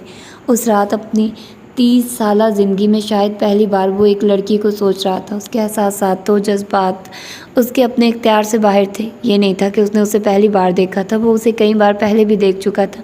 کچن میں کام کرتے، دروازے پر چائے پکڑواتے، دروازہ کھول کر اندر جاتے، مگر آج کی کیفیت بہت دیر سے اس پر طاری تھی۔ چھت لیٹتے اس نے نظریں پنکھے پر جما دی۔ انکل انوار اس پر اعتبار کرتے تھے، اسے ایسا نہیں سوچنا چاہیے۔ ساری سوچوں کو جھٹک کر اس نے کچھ اور سوچنے کی کوشش کی، مگر ساری سوچیں اسی ایک نقطے پر آ کر مرکوز ہو جاتی تھیں۔ ہمایوں بھیا، کہاں چلے گئے تھے آپ کے ہاسٹل فون کرتے رہے مگر آپ وہاں نہیں تھے۔ اسے اچانک اپنے سامنے دیکھ کر اسے خود پر قابو نہیں رہا تھا۔ کسی اپنے کو دیکھتے ہی ساری تکلیف جو اس نے اکیلے سہی تھی، جزیات سمیت یاد آ گئی تھی۔ اس کے ساتھ لگی وہ روئے چلے جا رہی تھی۔ ایک تھپکی دے کر ہمایوں نے اسے خود سے علیحدہ کر دیا۔ انداز میں اتنی سرد مہری تھی کہ وہ اپنی جگہ کھڑی کی کھڑی رہ گئی تھی۔ کون تھا یہ؟ آنکھوں میں شک اور لہجے میں بے اعتباری بول رہی تھی۔ اس نے ملنے حال پوچھنے کی بجائے اس کا دماغ ایک ہی سوال کی تکرار کیے جا رہا تھا۔ گلی مڑتے گھر سے نکلنے والا شخص کون تھا؟ بھائی کے اس انداز پر سارا جوش ولولہ جھاگ کی طرح بیٹھ گیا۔ اس کے لہجے میں پھنکارتے سانپوں کا سا زہر تھا۔ اپنے ساتھ پلے بڑے ماں جائے کو ساکت نظروں سے تکتے اس کی آنکھیں خشک ہو چکی تھیں۔ کیا وہ اتنی ہی بے اعتبار تھی اس کے نزدیک؟ بے یقینی سی بے یقینی تھی۔ تھوڑی دیر پہلے کی ساری خوشی، اپنائیت اور تحفظ جو اسے محسوس ہوا تھا، نہ جانے کہاں گم ہو گیا تھا۔ اب تو اندر تک ایک جامد سناٹا تھا، ایک اضطراب تھا جو اندر ہی اندر ٹھاٹھے مار رہا تھا۔ میرے دوست کا بیٹا تھا، میں نے بلوایا تھا اسے۔ ابا نہ جانے کب وہاں آئے تھے۔ وہ مرے مرے قدموں سے کچن کی جانب بڑھنے لگی۔ تحریم ایک بار پھر اسے یاد آئی تھی۔ وہ خود تو کب کی جا چکی تھی، مگر اس کے لیے ایک ایسی حبس زدہ جگہ اور فضا چھوڑ گئی تھی کہ کھل کر سانس لینا دشوار تھا۔ ہمایوں 2 دن کے لیے آیا تھا، اسے بہت اچھی جگہ نوکری مل گئی تھی۔ ابا میں آپ کو ساتھ لینے آیا ہوں۔ ابا کے سامنے اخبار رکھتے اس کا ہاتھ لرز گیا۔ کرسی پر بیٹھا ہمایوں ابا کو غور سے دیکھ رہا تھا۔ کسی جگہ کو اس طرح اچانک چھوڑ دینا اتنا آسان نہیں ہوا کرتا ہمایوں۔ ریم کی ذمہ داری تمہاری شادی۔ اس کے جانے کے بعد انہوں نے دبے لفظوں میں اسے سارا قصہ سنا ڈالا۔ اسی لیے تو کہہ رہا ہوں کہ آپ میرے ساتھ چلیں۔ ریم کی ذمہ داری بھی یہاں سے جانے کے بعد اچھے طریقے سے پوری ہو جائے گی۔ شاید تم ٹھیک کہہ رہے ہو۔ اس کا موقف انہیں ٹھیک لگنے لگا تھا۔ انہوں نے پرسوچ انداز میں اس کی جانب دیکھا۔ لیکن اتنی جلدی؟ اگلی بار جب تم آؤ گے تو کوشش تو کب سے کر رہا ہوں۔ وہ جانے کے لیے تقریباً راضی ہو گئے تھے۔ لیکن آپ کو اس بار بھی میرے ساتھ جانا ہوگا، کہنے کے ساتھ ہی اس نے ایک کارڈ نکال کر ان کی جانب بڑھایا۔ ہمایوں انوار ہمراہ شازیہ افضل۔ ان کے ہاتھوں میں اپنے ہی بیٹے کی شادی کا کارڈ لرز رہا تھا۔ سنہری حروف شاید حرکت کر رہے تھے۔ 7 دن بعد ان کے بیٹے کی شادی تھی۔ وہ تو کچھ بھی بولنے کے قابل نہ رہے تھے۔ بے یقینی سے کتنی دیر اس کا چہرہ دیکھتے رہے۔ کتنی امیدیں وابستہ تھی اس بیٹے سے ان کی۔ کیا کیا خواب اس کی شادی کے حوالے سے دیکھ رکھے تھے انہوں نے کچھ پوچھا تھا، نہ کوئی شکوہ کیا تھا، لیکن ان کی نگاہوں کی شکایت سے اسے تھوڑی شرمندگی ضرور ہوئی تھی۔ وہ خود ہی بولنے لگا۔ میرے ساتھ ہی یونیورسٹی میں پڑھتی تھی، اسی کے پاپا کے آفس میں جاب کرتا ہوں۔ اس طرح ریم کا رشتہ کرنا بھی آسان ہوگا۔ انہوں نے خود مجھے شادی کی آفر کی تھی، میں بھلا انکار کیسے کرتا؟ ہاں، دولت کو ٹھکرانا بہت مشکل کام ہوا کرتا ہے، چاہے اس کے لیے آپ کو اپنی عزت، اپنی انا، اپنی خودداری کو گروی کیوں نہ رکھنا پڑے۔ اتنے سال سے وہ جس ہمایوں کو جانتے تھے وہ یہ تو نہ تھا، یہ تو کوئی اجنبی تھا۔ ان کے بیٹے کا روپ دھارے ان کے سامنے بیٹھا تھا۔ وہ نہ جانے کیا کہہ رہا تھا، وہ صرف اس کے ہلتے لبوں کو دیکھ رہے تھے۔ پھر ابا جی آپ چل رہے ہیں نا میرے ساتھ؟ اس نے تیسری بار یہی سوال پوچھا تھا ان سے، جس کا جواب دیے بغیر وہ اٹھ کر اندر کی جانب بڑھنے لگے۔ وہ ان کے پیچھے پیچھے لپکا۔ ابا جی، میرا خیال ہے میرے آنے یا نہ آنے سے تمہاری شادی پر کوئی فرق نہیں پڑے گا۔ ابا جی، ریم کا مستقبل؟ اس نے آخری پتا پھینکا تھا۔ اس کی فکر کرنے کی تمہیں کوئی ضرورت نہیں ہے، ابھی میں زندہ ہوں، جاؤ تم اپنی فکر کرو۔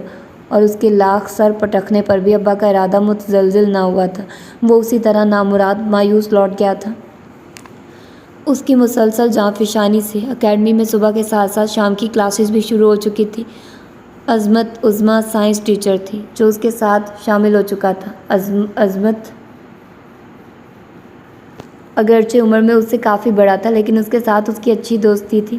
اکیڈمی کے تمام معاملات ان کے دونوں کے سپرد تھے۔ اس کی رہائش اکیڈمی کے اوپر بنے 2 کمروں میں تھی، ان میں سے بھی صرف ایک کمرہ اس کے استعمال میں تھا، دوسرا کمرہ بند رہتا۔ یہ کمرہ بھی وہ رات سونے کے لیے استعمال کرتا۔ اس کا زیادہ وقت اکیڈمی میں گزرتا، تھوڑا انوار الحق کے ساتھ۔ کبھی کبھار وہ اپنی اس زندگی سے پریشان ہو اٹھتا، اکیلے پن کا احساس اتنی شدت سے اس پر حاوی ہوتا کہ کہیں کہیں گھنٹے وہ سڑکوں پر چلتا رہتا۔ اس حادثے نے اس کی زندگی اور شخصیت کو اتنا روکھا پھیکا کر دیا تھا کہ اسے رنگوں سے ہی نفرت ہو گئی تھی۔ انوار الحق بارہا اسے شادی کا مشورہ دے چکے تھے، مگر نئی زندگی کے آغاز کے لیے جس محبت، جذبوں اور احساسات کی ضرورت تھی وہ اس کے پاس مفقود تھے۔ اس کا بھیانک، تلخ اور شرمناک ماضی ہمیشہ اس کے ساتھ ساتھ تھا۔ وہ چاہتے ہوئے بھی خود کو اس سے الگ نہ کر سکتا تھا۔ کبھی اس کا دل چاہتا کہ وہ انکل انوار الحق سے کہے کہ جہاں آپ نے اتنے احسان مجھ پر کیے ہیں، ایک احسان اور کر دیجیے، لیکن پھر اس کا بھیانک ماضی عنقریب افریت کا روپ دھارے اس کے سامنے آن کھڑا ہوتا اور وہ اپنی ہی سوچ پر اپنے آپ کو لعنت اور ملامت کرنے لگتا۔ اسے لگتا اس کے پاس کسی کے لیے محبت نہیں، یہاں تک کہ اپنے لیے بھی نہیں۔ وہ بہت پر اعتماد تھا، لیکن کبھی کبھار کا احساس کمتری اتنا حاوی ہوتا کہ اس کا دل چاہتا وہ کسی جنگل کی طرف بھاگ جائے۔ اس کا آنا اس کے لیے ایک روٹین بن چکا تھا، جس کی وہ اس قدر عادی ہو گئی تھی کہ اس کا نہ آنا اسے پریشان کر دیتا۔ اول روز کی طرح اس کی شخصیت آج بھی اس کے لیے اتنی ہی پردوں میں چھپی تھی۔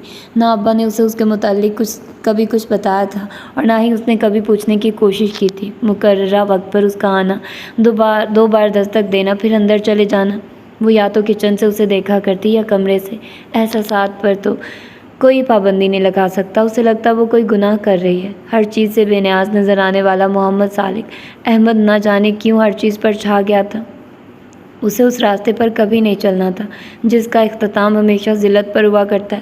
اسے اپنی بے وقوفی پر غصہ آیا کرتا۔ ایک ایسا شخص جس نے کبھی نظر اٹھا کر اسے دیکھا تک نہیں تھا، وہ اس کی محبت میں گرفتار ہو رہی تھی۔ اس نے ہمیشہ اسے اپنے آپ سے بھی بے نیاز دیکھا تھا۔ مختلف رنگوں کی شرٹس، بدرنگ جینز اور سنجیدہ و سپاٹ چہرہ، یا شاید سبھی کچھ اس کی سنجیدگی و بے نیازی ہی میں پنہاں تھا۔ سر جھٹک کر وہ کتاب پڑھنے لگی۔ صبح سے ہی بادل گھر گھر کر آ رہے تھے۔ پورا آسمان کالے کالے بادلوں کے نیچے چھپا ہوا تھا۔ تیز ہوا کے ساتھ ہر چیز جھوم رہی تھی۔ پودوں کو پانی دے کر اس نے کچن کا رخ کیا، آٹا گوندھ کر ٹھہرنے کے لیے رکھا اور جھاڑو اٹھا کر باہر آ گئی۔ تیز ہوا سے پتے ہر طرف اڑتے پھر رہے تھے۔ ہر روز کی طرح ابا واک پر نکل گئے تھے۔ واپسی پر وہ اخبار ساتھ ہی لایا کرتے۔ اخبار پڑھتے، اسے خبریں سناتے اور وہ ناشتہ بناتی رہتی۔ پھر دونوں ساتھ مل کر ناشتہ کیا کرتے۔ اس کا دل صبح ہی سے بے چین تھا، کسی کل چین ہی نہ آ رہا تھا۔ ابا بھی نہ جانے کہاں رہ گئے تھے۔ رات کے بچے چاول چڑیوں کو ڈال کر وہ ابا کا انتظار کرنے لگی۔ اس نے کہیں چکر صحن کے لگا ڈالے، شاید سالک کی طرف چلے گئے ہوں گے۔ اس نے خود کو تسلی دی۔ بہت بار ایسا بھی ہوا تھا کہ وہ واک کے بعد سالک کے پاس چلے جاتے اور پھر آ کر ناشتہ کرتے، لیکن وہ پہلے بتا کر بھی تو جایا کرتے تھے۔ اتنی لاپرواہی تو انہوں نے کبھی بھی نہ برتی تھی۔ اس کا دل بہت کمزور تھا اور وہ اس سے اچھی طرح واقف تھے۔ مجھے خالہ رشیدہ کی طرف جانا چاہیے، شاید گڈو گھر میں ہو، جا کر پتہ ہی کر آئے گا۔ اس آخری سوچ نے اسے کچھ تقویت دی تھی۔ وہ چادر لینے کمرے کی جانب چل دی۔ اسی اثنا میں دروازے پر دستک ہونے لگی تھی۔ شاید ابا آ گئے ہیں۔ اس نے جلدی سے دروازے کے دونوں پٹ وا کر دیے، لیکن ابا کی بجائے سالک کو دروازے میں ایستادہ دیکھ کر اسے حیرت ہوئی۔ کیا ابا؟ سوالی انداز میں جان لینے کی عجلت تھی۔ وہ ہسپتال میں آپ کو لینے آیا ہوں، آپ تیار ہو جائیے، میں خالہ رشیدہ اور انکل ابرار کو بتا کر آتا ہوں۔ اسے بتا کر وہ تیزی سے مڑا، لیکن اس کی آواز نے اس کے قدم جکڑ لیے۔ ابا ٹھیک تو ہیں؟ کیا ہوا ہے انہیں؟ آپ بتاتے کیوں نہیں؟ واک کرتے ہوئے گر گئے تھے، وہ اب ٹھیک ہے، آپ فکر مند نہ ہو، میں ابھی آتا ہوں۔ خالہ رشیدہ نے سارے راستے اسے اپنے ساتھ لگائے رکھا تھا۔ بہت ضبط کے باوجود بار بار آنسو آنکھوں کو تر کر دیتے۔ اس کا ابا کے سوا کون تھا دنیا میں؟ دل اور زبان ان کی سلامتی کی دعائیں کر رہے تھے۔ بیڈ کے کونے میں بیٹھی وہ ابا کا زرد چہرہ دیکھ رہی تھی۔ اس پر کھڑی زردی اس کے دل کو مٹھی میں جکڑ لیتی۔ ریم، ہمایوں کا نمبر دو، میں اسے بتا دیتا ہوں۔ ابرار چچا اس کے سامنے کھڑے اس سے فون نمبر مانگ رہے تھے، لیکن وہ انہیں کیا بتاتی کہ اس کے بھائی کا کوئی کانٹیکٹ نمبر اس کے پاس نہیں ہے۔ ایک طویل بے ہوشی کے بعد ابا ہوش میں آ رہے تھے۔ ابرار چچا تیزی سے ان کی طرف بڑھے۔ کچھ دیر پہلے ہی انوار الحق کو کمرے میں منتقل کیا گیا تھا۔ انہوں نے اشارے سے خالہ رشیدہ اور سالک کو بھی پاس بلا لیا۔ وہ بھی ابا کے سرہانے کھڑی تھی۔ نہ جانے انہوں نے ابرار چچا کے کان میں ہولے سے کیا کہا تھا کہ چچا سر ہلاتے باہر چلے گئے تھے اور خالہ رشیدہ ابھی تک ان کے پاس بیٹھی تھی۔ اس کی آنکھوں سے بہتے آنسو اب تھمنے لگے تھے۔ ابا آپ ٹھیک ہیں؟ اس نے خود کو تسلی دی اور پھر ان کی پائنتی کی طرف بیٹھ گئی۔ ابا کی بے چین ہراساں نگاہیں بار بار اس کی طرف اٹھتی اور پھر دروازے کی طرف۔ سالک بیٹا، نہ جانے ابرار کہاں رہ گیا؟ ان کی نحیف آواز اس تک پہنچی۔ وہ بڑی شدت سے چچا کا انتظار کر رہے تھے۔ سالک نے ان کا ہاتھ اپنے ہاتھ میں تھام لیا اور دلاسے والے انداز میں اسے تھپتھپانے لگا۔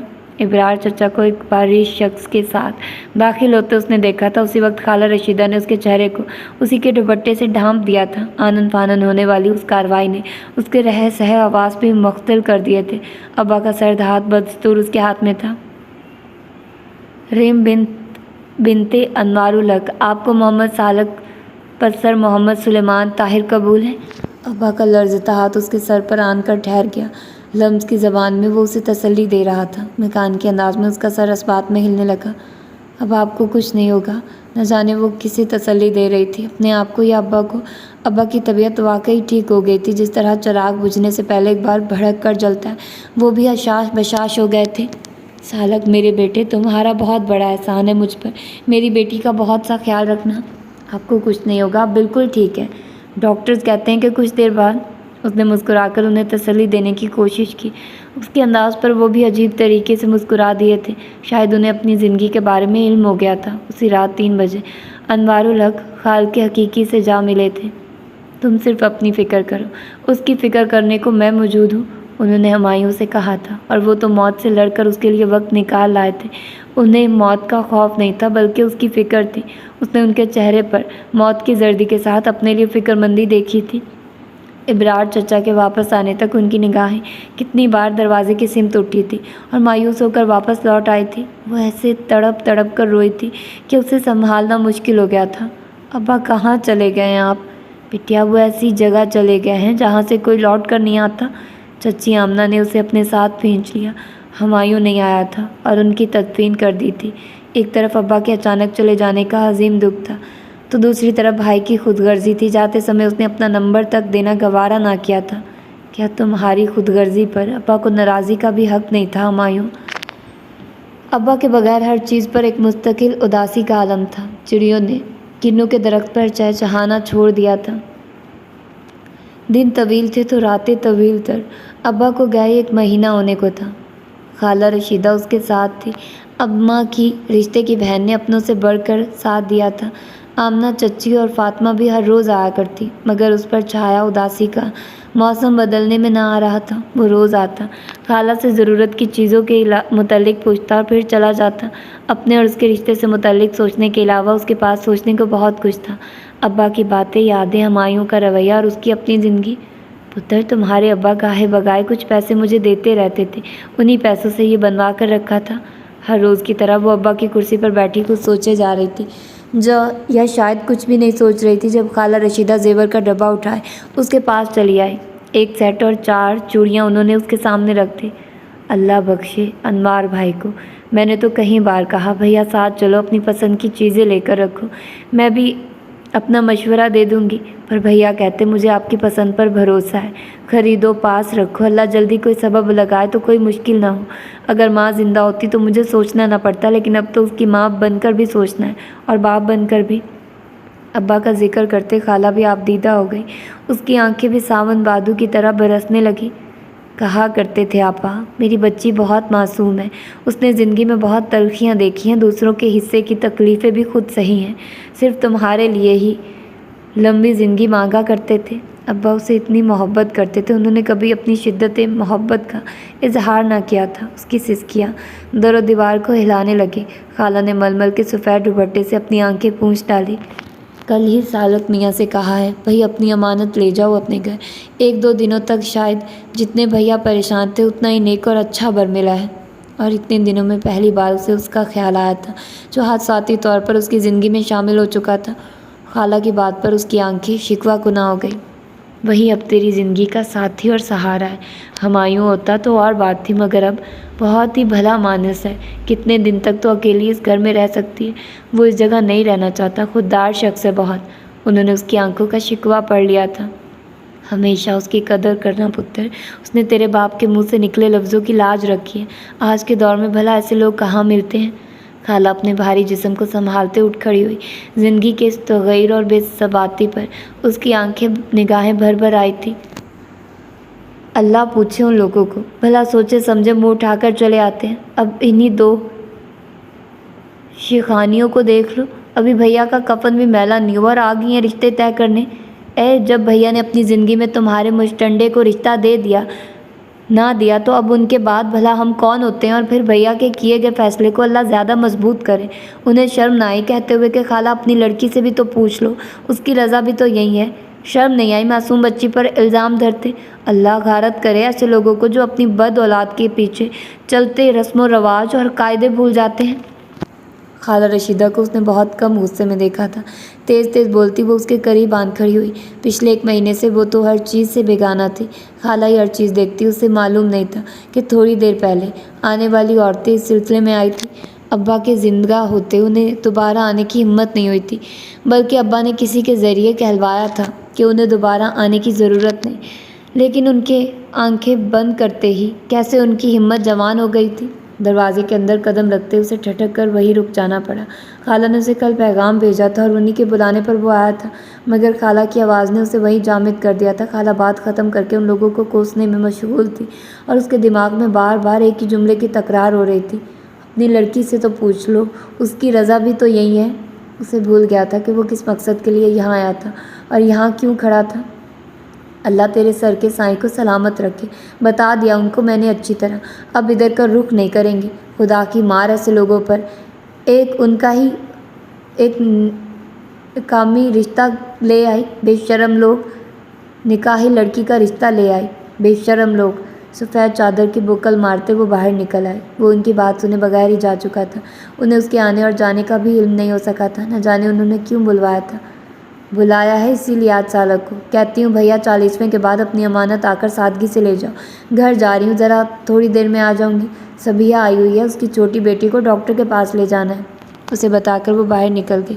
سائیں سائیں کرتے دماغ میں کوئی سوچ نہ تھی، اسے ایسا لگا جیسے اس کا ذہن یکدم ہی خالی ہو گیا ہو۔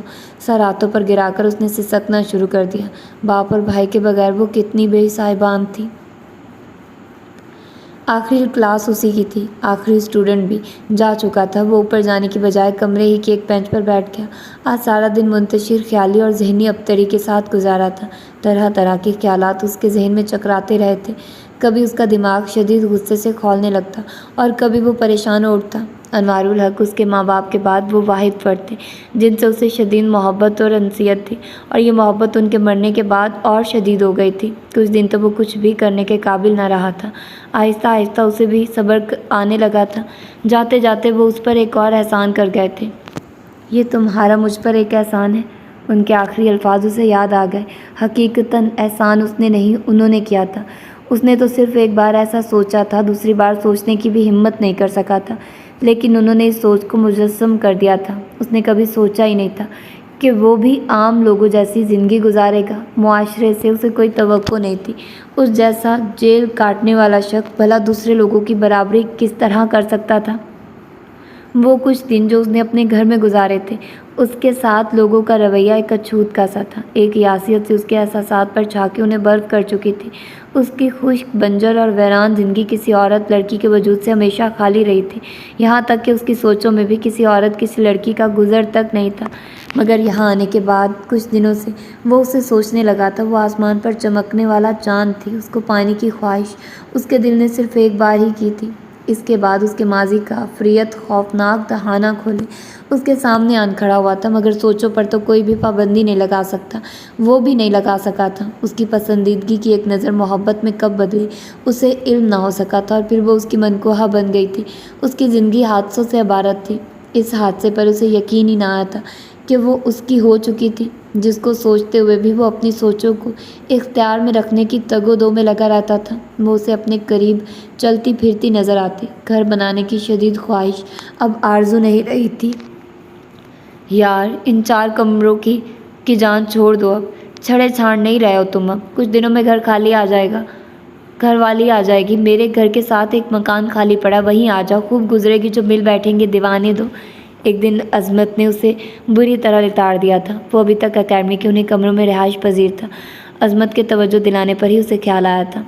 पुराना सिंगल बेड, कुर्सियाँ और किताबों की अलमारी, कुछ भी तो मुनासिब नहीं था। अभी तो वो सही तरह से खुश भी ना हो पाया था कि खाला की बातों ने उसे फिर उसी बंजर, उजाड़ और बियाबान ज़िंदगी की तरफ धकेल दिया था। क्या वो सिर्फ एक मरते शख्स की ख्वाहिश के एहतराम में चुप रही थी? क्या वो किसी और को पसंद करती थी? कितने ही मफरूज़ात एक एक करके उसके जहन में आते चले गए। गायब दिमागी में वो सामने रखे असाइनमेंट पर लकीरें बनाने चला जा रहा था। आड़ी तिरछी लंबी लकीरें, बिल्कुल उसकी ज़िंदगी और शख्सियत की तरह गंजलक थी। उसने पेंसिल टेबल पर पटक दी। क्या वो दो हिस्सों में बटी लड़की उसके साथ समझौते की ज़िंदगी गुजारने वाली थी? सीढ़ियों को कोटता वो ऊपर आ गया था। अजमत के साथ का घर लेने के बावजूद वो दो कमरे अभी तक उसी के तसर्रुफ में थे। बेड पर लेटकर उसने जलती आंखें बंद कर ली। क्या सब कुछ जानने के बाद भी तुम मुझसे मोहब्बत करते हो? खुद से किया गया सवाल उसे बेचैन कर गया। वो यहाँ से कहीं दूर चला जाएगा, किसी को बताए बगैर। एक और सोच उभरी, लेकिन फ़ौरन ही ज़मीर आईना लेकर उसके सामने आ गया, खड़ा हुआ। क्या ऐसे शख्स की बेटी के साथ तुम ये करोगे जो तुम पर एहसानात करता रहा बगैर किसी गर्ज और सिले के, और जाते वक्त एक और एहसान कर गया? उसकी बेटी को बेयारो मददगार छोड़ दोगे? वो उसे तुम्हारे हवाले कर गया। तुम्हारे यहाँ से जाने के बाद उसकी ज़िंदगी क्या होगी? सोचो, ज़रा सोचो। उसका ज़मीर उसे कचोके लगा रहा था। हाँ, वो ऐसा नहीं कर सकता था। वो उसे इस तरह छोड़ के नहीं जा सकता था। ये भी तो हो सकता है कि खाला की बातें सही हो, वो कुछ भी ना जानती हो।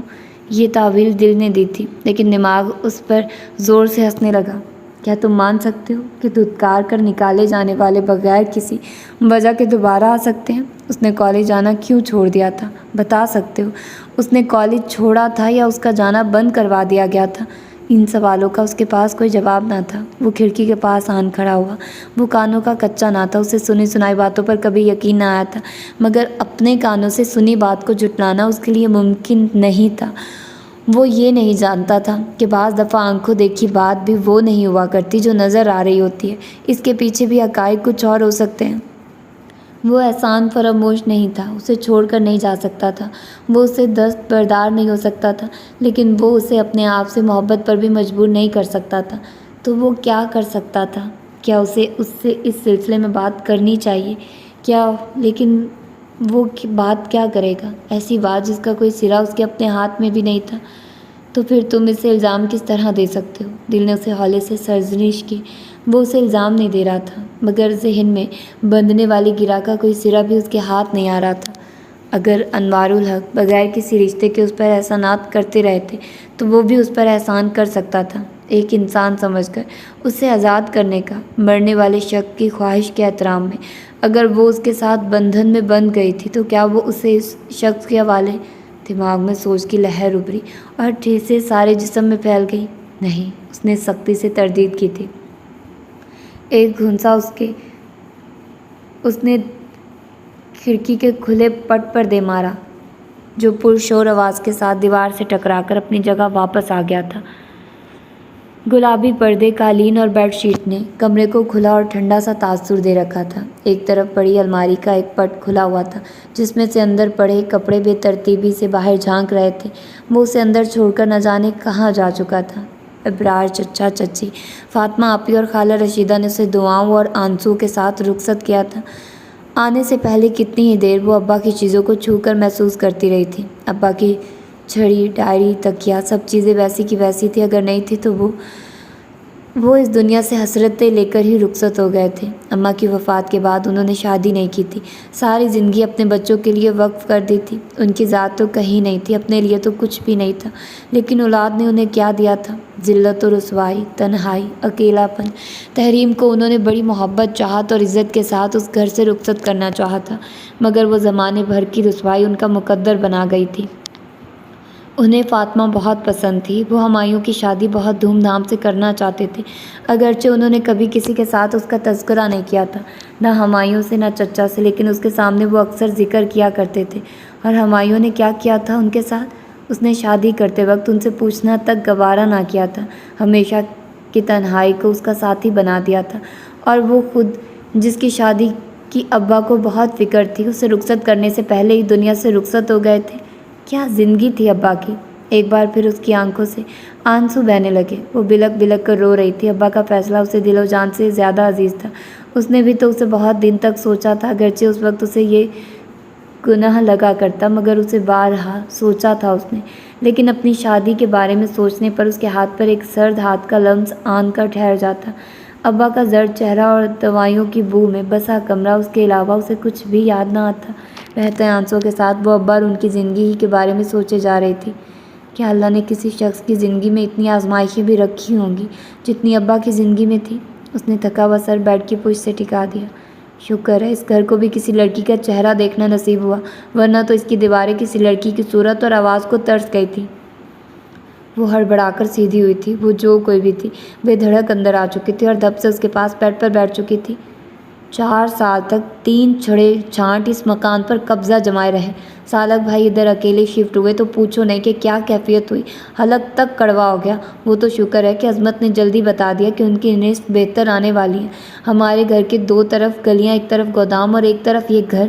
خود سوچو، مجھ جیسی لڑکی کسی دوسری لڑکی کے آنے کی دعا نہ کرے تو اور بھلا کیا کرے؟ پٹر پٹر بولتے اسے اچانک احساس ہوا تھا کہ وہ اس کی طرف دیکھے جا رہی ہے۔ عظمت، میرے میاں سالک بھائی کے ساتھ ہی اکیڈمی میں ہوتے ہیں۔ میں عظمت کے ساتھ آپ کے گھر بھی آئی تھی۔ اسے تو ان دنوں اپنا ہوش نہیں تھا، بھلا اس کے آنے کی کیا خبر ہوتی۔ اب اس کا چہرہ بھی کچھ سنجیدہ تھا۔ وہ بہت جلد بے تکلف ہو جانے والوں میں سے تھی۔ سرخ پرنٹڈ شلوار قمیض میں تیکھے نقوش والی جاذب نظر لڑکی اسے پہلی نظر ہی میں اچھی لگی تھی۔ آپ کے ابا کا سن کر بہت افسوس ہوا۔ کچھ دیر دونوں طرف گہری خاموشی چھا گئی تھی۔ آج آپ دونوں کا کھانا ہماری طرف ہے، سالک بھیا کو کہہ چکی ہوں، جلدی آ جائیے، میں انتظار کر رہی ہوں۔ جتنی تیزی سے وہ آئی تھی اتنی تیزی سے رخصت بھی ہو گئی تھی۔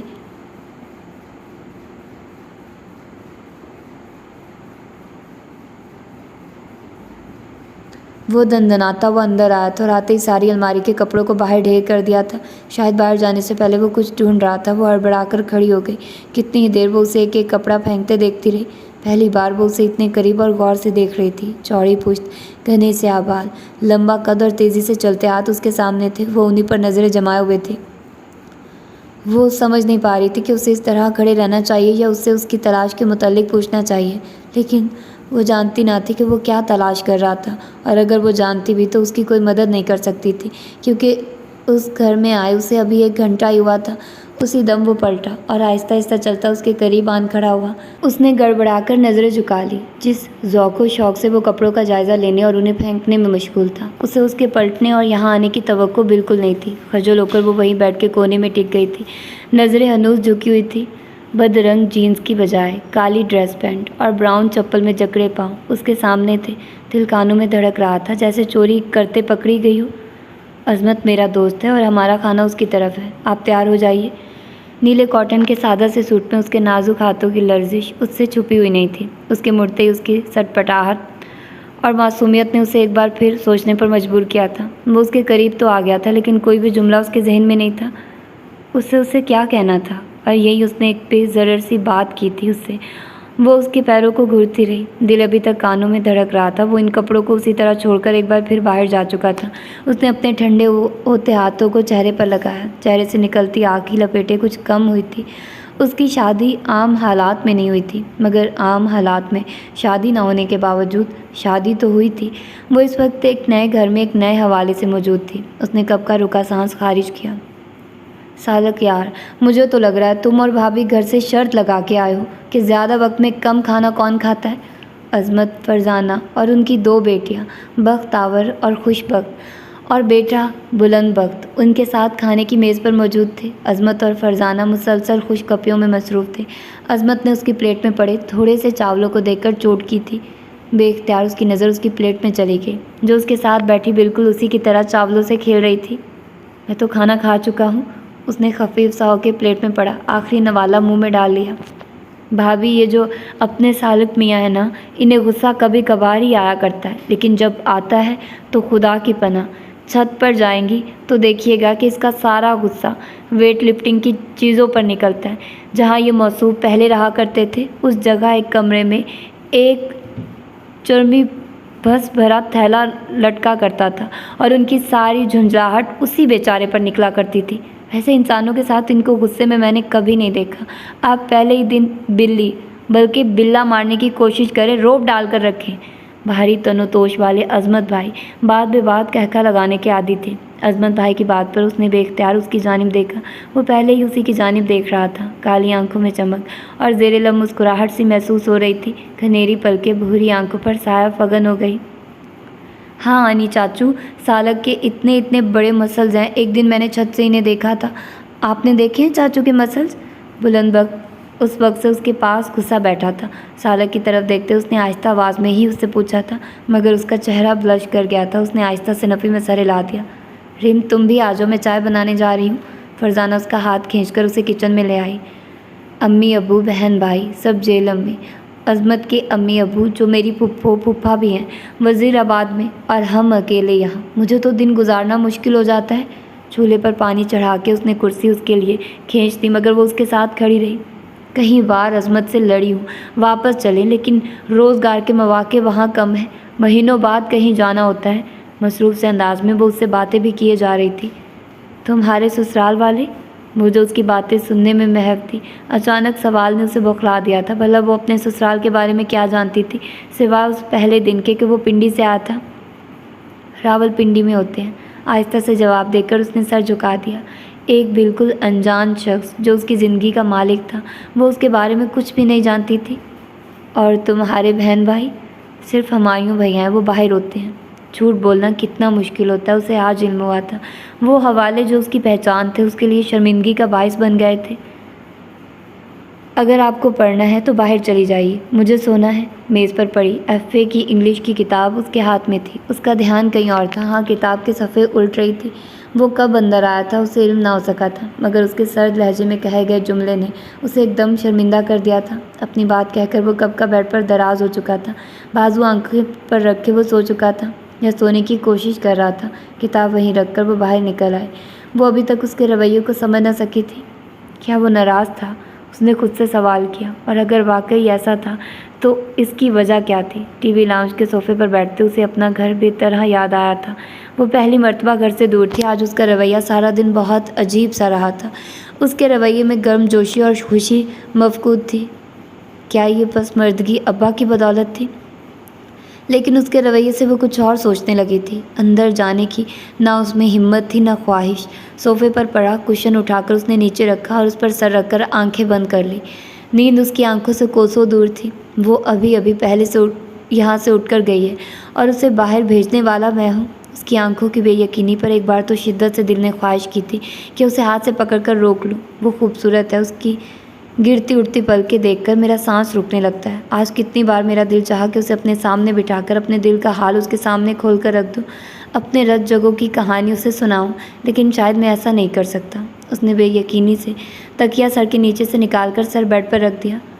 उसकी खाला की बातें अगर जहन से निकलती हैं तो मेरा माजी मेरे सामने आकर खड़ा हो जाता है। मैं उसे सब कुछ बताना चाहता हूँ, अपने बारे में, अपनी ज़िंदगी के बारे में। ज़िंदगी का आगाज़ मैं झूठ पर नहीं करना चाहता। मैंने उसके से कुछ भी तो नहीं छुपाना चाहता, कुछ भी नहीं। लेकिन सच बताने की भी तो हिम्मत नहीं है मुझ में। क्या वो मुझे मेरे सच के साथ कबूल कर लेगी? तकिए को कलीन पर फेंक कर वो उठकर बैठ गया। जलती हुई ख्वाबनाक रोशनी में हर चीज़ सब्ज़ रोशनी में नहाई हुई थी।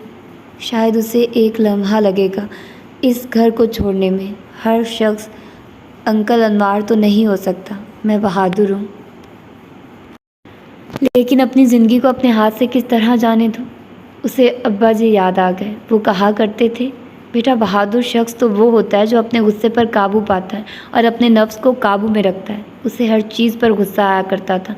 वो अपनी बर्बादी का इंतकाम हर चीज़ से लेना चाहता था, लेकिन अब्बा का चेहरा उसके सामने रोशन हो जाता और वो तो अब्बा जी जैसा बनना चाहता था, इसलिए गुस्सा हमेशा उसके काबू में रहा करता था। वो बहादुर था, लेकिन एक यही सच बताने की हिम्मत उसमें नहीं थी। कमरे में टहलते हुए उसे सोचने लगा, ख्वाहिशों पर बंद बांधना कितना मुश्किल हुआ करता है। सोफे पर बैठकर उसने सिगरेट सुलगा लिया। दरवाजे पर दोबारा दस्तक देकर वो किचन में आ गई। ये उसका रोज़ का मामूल था। नाश्ता बनाने के बाद वो 2 बार दरवाजे पर दस्तक दिया करती اول روز والی کشیدگی ہنوز برقرار تھی۔ اس کا ٹھکانہ دوسرا کمرہ تھا جہاں ایک صوفہ رکھا تھا۔ گھر کی ساری ذمہ داریاں وہ احسن طریقے سے پوری کر رہی تھی۔ وہ ناشتہ کھانا باہر سے کھانے کا عادی تھا، اس کا یہ معمول اس نے کچھ دن تو دیکھا تھا اور خود بھی کھانے پر مجبور تھی، مگر کچھ دن بعد جاتے سمے ایک لسٹ اس کے ہاتھ میں تھما دی تھی۔ اس کی الماری میں پینٹ شرٹ استری شدہ لٹکا کرتی، جوتے موزے دھلے دھلائے دراز میں رکھے ہوتے۔ یہاں نہ پودے تھے نہ درخت۔ یا تو وہ فرزانہ کی جانب چلی جاتی یا پہرو سوچا کرتی، کیا وہ ابا کی آخری وقت کی خواہش کا احترام تھا؟ کیا وہ کسی اور کو پسند کرتا تھا؟ سورج کب کا غروب ہو چکا تھا مگر روشنی ابھی موجود تھی۔ وہ چھت پر چلی آئی۔ قسمت نے اس کے نام اس مغرور سے شخص کو لکھ دیا تھا جو پوری تمکنت سے پہلے ہی اس کے دل کی مسند پر بڑا جمان تھا۔ تنہائی میں اسے سوچنا اور سوچتے رہنا غیر اختیاری فعل تھا۔ وہ اب بھی اسے سوچ رہی تھی جو اس کے قریب ہوتے ہوئے بھی بہت دور تھا۔ وہ بہت دنوں بعد چھت پر آئی تھی۔ چھت کے ایک کونے میں ایکسرسائز مشین، ٹرنٹ پیلنے والے مقدر اور نہ جانے کیا علم گھلم پڑا تھا۔ دونوں اطراف سے موٹا اور درمیان میں سے قدرے پتلا مقدر شاید بازوؤں کے مسلز کے لیے تھا۔ اس نے لوہے کا بھاری مقدر اٹھا لیا۔ اسی پل سیڑھیوں میں اسی کا چہرہ نمودار ہوا تھا۔ وہ شاید ایکسرسائز کے لیے کپڑے چینج کر کے آ رہا تھا۔